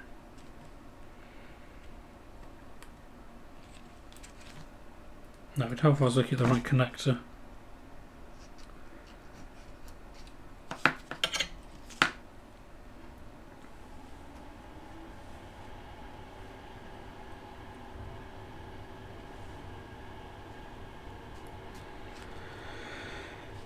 Read, write, register address 0, register address 1. Okay, come on. We can get this done, I'm sure.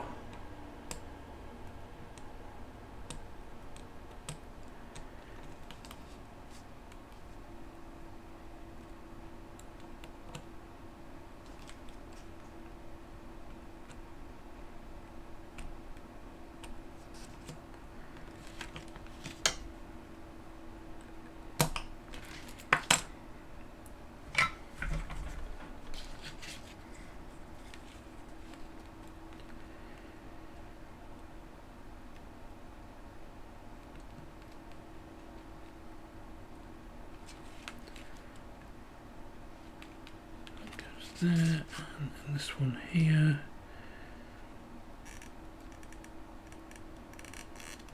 I am beginning to regret not just designing this as a PCB and having it made for about £3, but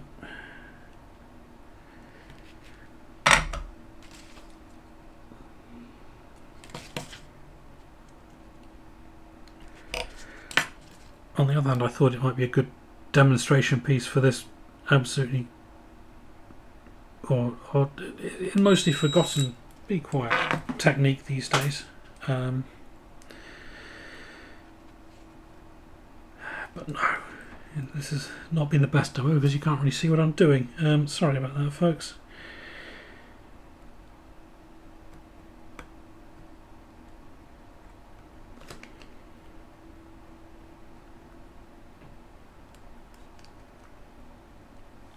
Okay, I should have picked the scalpel up when I dropped it. Not thought I'll get that in a minute. There we go.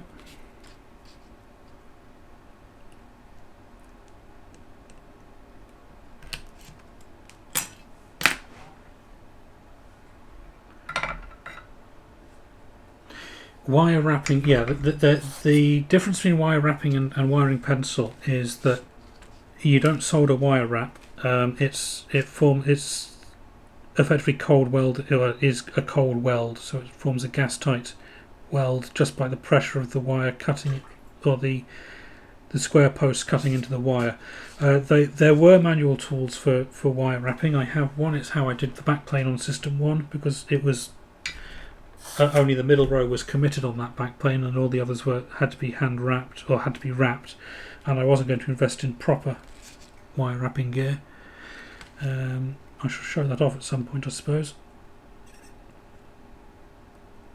But this stuff is you wrap it round with the pencil thing, which has a brake on it and the bobbin. And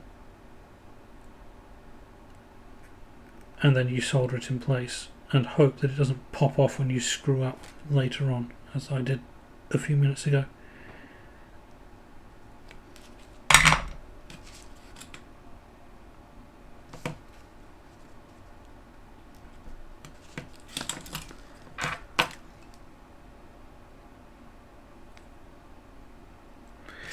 Okay, so that's the 2 register pins, and that leaves us with reset next and then the interrupt, and we don't want the interrupt yet.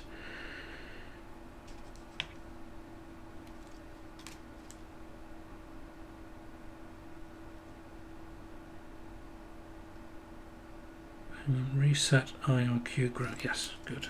For a moment I thought I made a horrible mistake.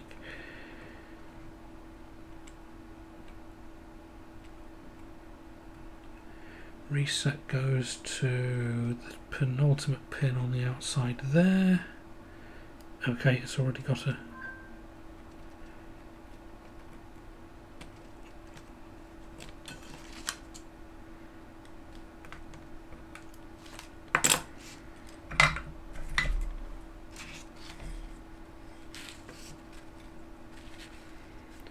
And then it's just the power pins to hook up, and I think we'll use thicker wire for that for a couple of reasons, which I'll get to later.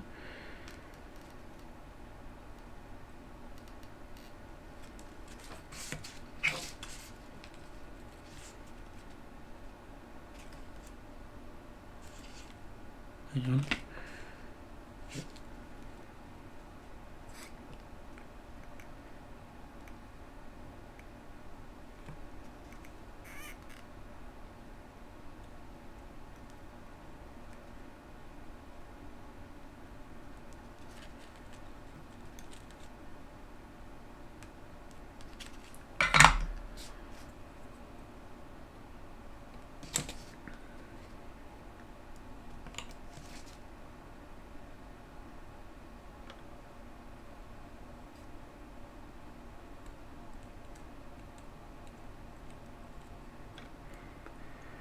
Well,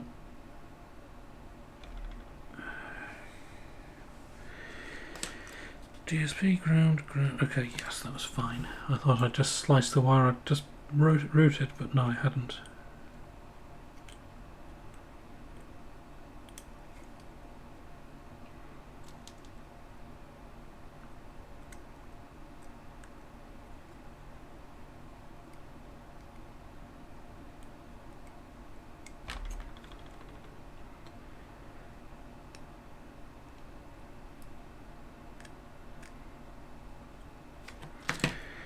Okay, that's great. So we just got to repair that one that popped off, and then do the power pins.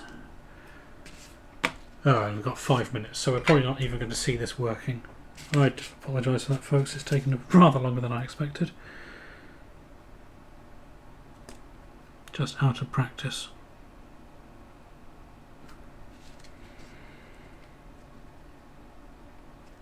So which pin was this that popped off? It was from...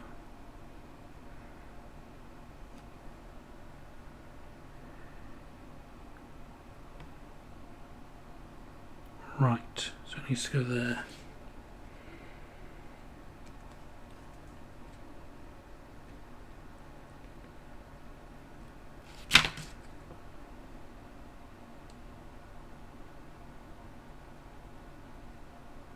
Yep, it's an ugly job, but it's back on there. So, we shall use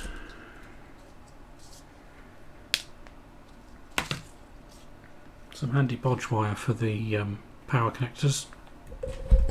It's probably not better for current capacity, but it's more reworkable, which will be important later, because I'm going to have to, when I install the transistor for the IRQ, is going to have to tap into the ground line. So we want to start at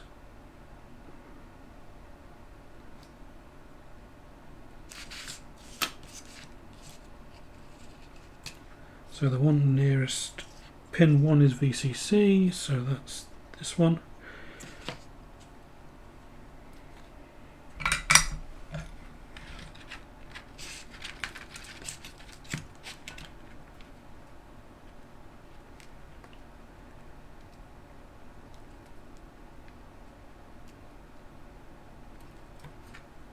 That one will be ground.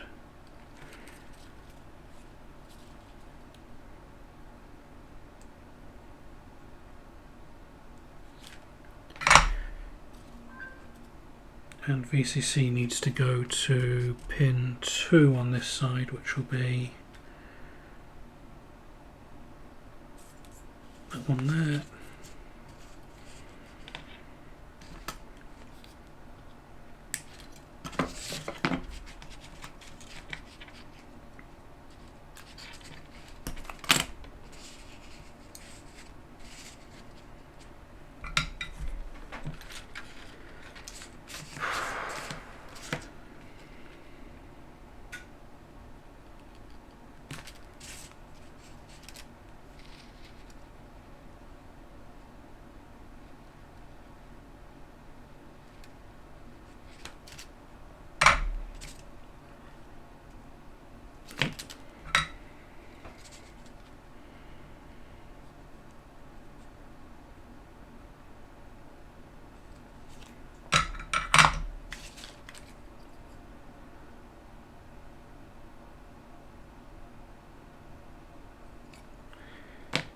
similar one for ground. And then we've got a couple of minutes, we'll try testing it.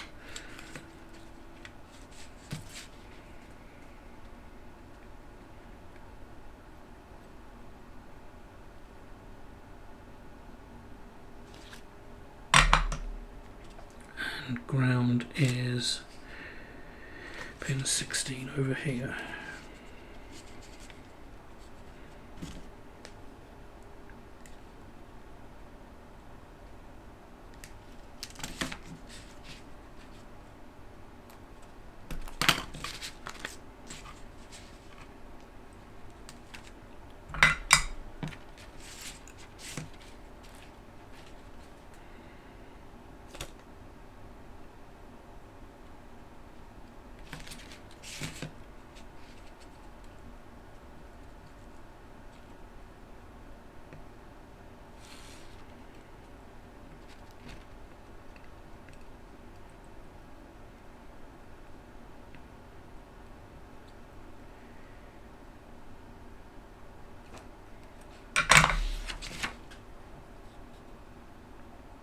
Okay, that in theory is done.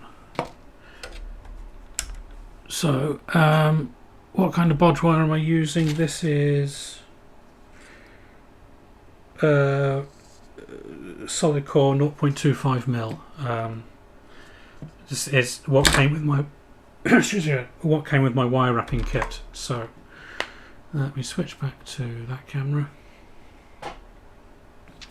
Tidy up this lot a bit.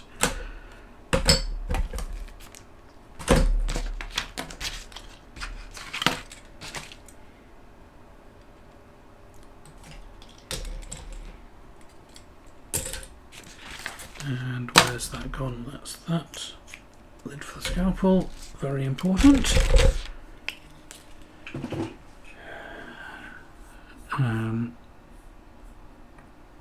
Okay, see you small dead insects. Yes, I shall hop over to Shelby in a minute. Countdown running, I see from Chloe. Oh, well, what do you say, chat? Shall I just hop over to Shelby and we'll test this out next time? Or do I spend 5 minutes putting everything back together only to turn it off when it doesn't work? 24 AWG, okay, that's interesting. Where did I put the cable I built? There, I've put the cable I built. So there we go, that goes to the keyboard. I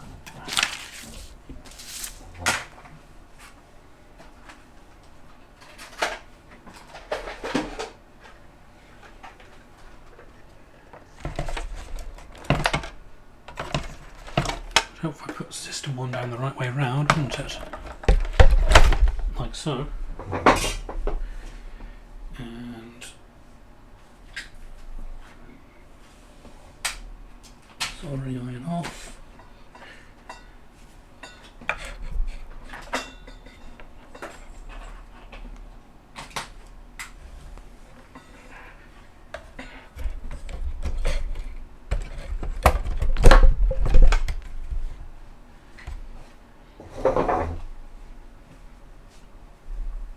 Let's turn the VT240 on.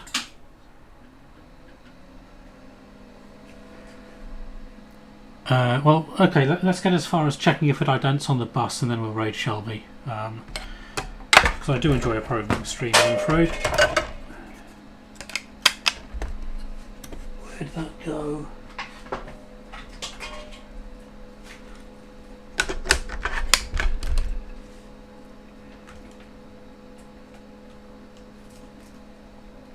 So then we want to plug the adapter into this cable, which is hooked up to the peripheral board, like so, and in theory that should actually identify itself on the bus now. So reset, that'll be at 8, it'll be I think 6, so let's try deposit read. Yeah, there we go. You can't quite see it because of the light, but we have that high bit set, so that's the ID diode working. So if we plug in the keyboard,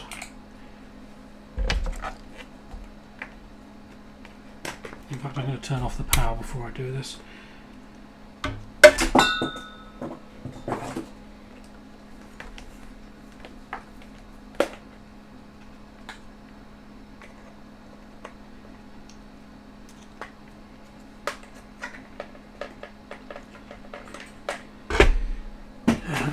swap this cable around so that it's keyed. It's keyed. I put the connectors on with the key in an inconvenient location that way, so this will be better. There we go. So if I turn on that one and power up again, reset, start address into PC and go.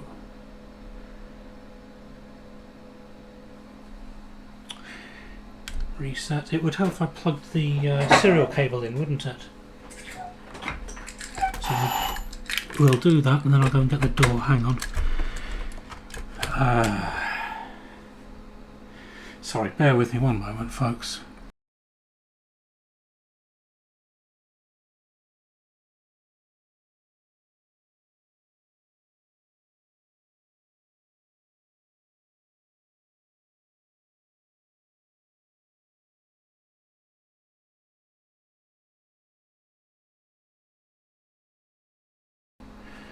Sorry folks, that was a neighbour with some post, so we'll try that again. Deposit, start, good, so we can run forth.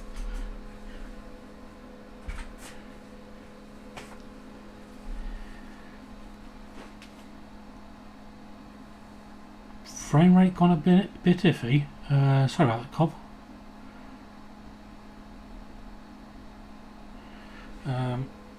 I'm just going to turn the laptop around, so excuse the visual noise in the top corner there.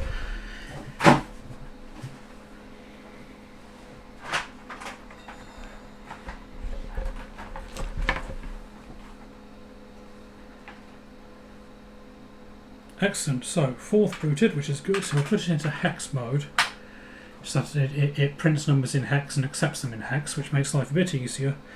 And then we can read from the I/O board, and it will be 0060 should be the identification of the keyboard. So let's read from that, which is what the act means, read a word from this address, and then the dot to print it, and we should get 80. Yep, so it's found the keyboard. So we can now read from the keyboard's config register at 600. And we get a 1 back, which means something. So I'm just going to get my schematics out from underneath System 1.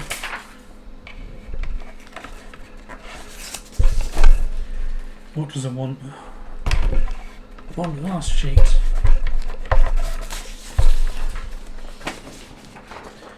And a 1 means...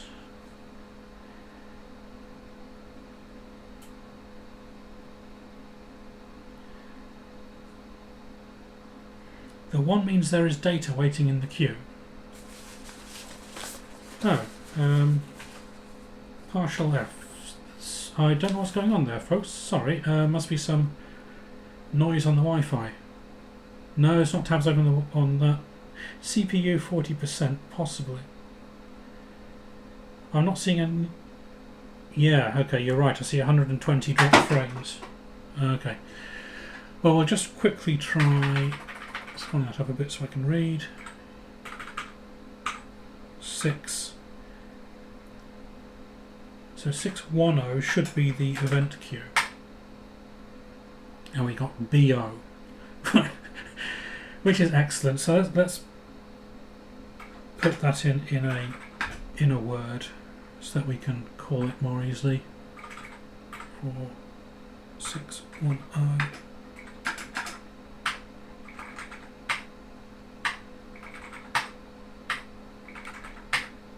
So we are reading now events from the keyboard, so B0, B7, B3, B5. So the top bit is set, which means it's a key down event. And I would need to find my table of which keys are which, and I don't have it to hand. So let's try all events. Again, we want a loop, and it's going to read from 600 at 1 and while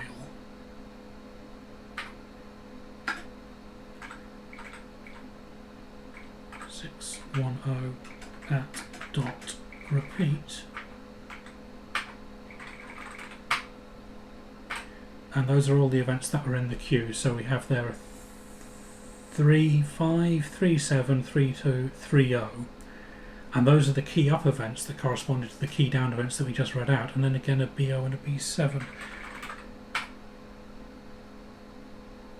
So now there's nothing in the queue, which is a bit strange, but if I reach over and tap a key, we should see 2 events in the queue. We see 1 event in the queue. Well, it's doing something, which is a good start. Yeah, the queue it's a 16 slot hardware FIFO. Let's try 6.7. Okay, yeah, it's good enough for now. We're seeing that we can read the entire queue out, so it does eventually stop reading, so it knows that the queue clear flag eventually gets set, or the queue empty flag. But anyway, yeah. I think we've got somewhere. Hope that wasn't too dull for you folks. I appreciate that an hour and a half of me soldering up an adapter board was not necessarily the best content in the world, but switch cameras. It's working. System 1 is working. You've seen some forth. The keyboard is doing something, even if it's not quite what I expect, so I shall have a look at that. Thank you all for joining me, and yeah. We will do more RC 2014 on Tuesday, and then next Friday I think I've got family commitments, so there may not be a stream then. But thank you all for joining me. We shall hop over to Shelby, and for those who don't come over to Shelby, have a good weekend, and I shall catch you next week.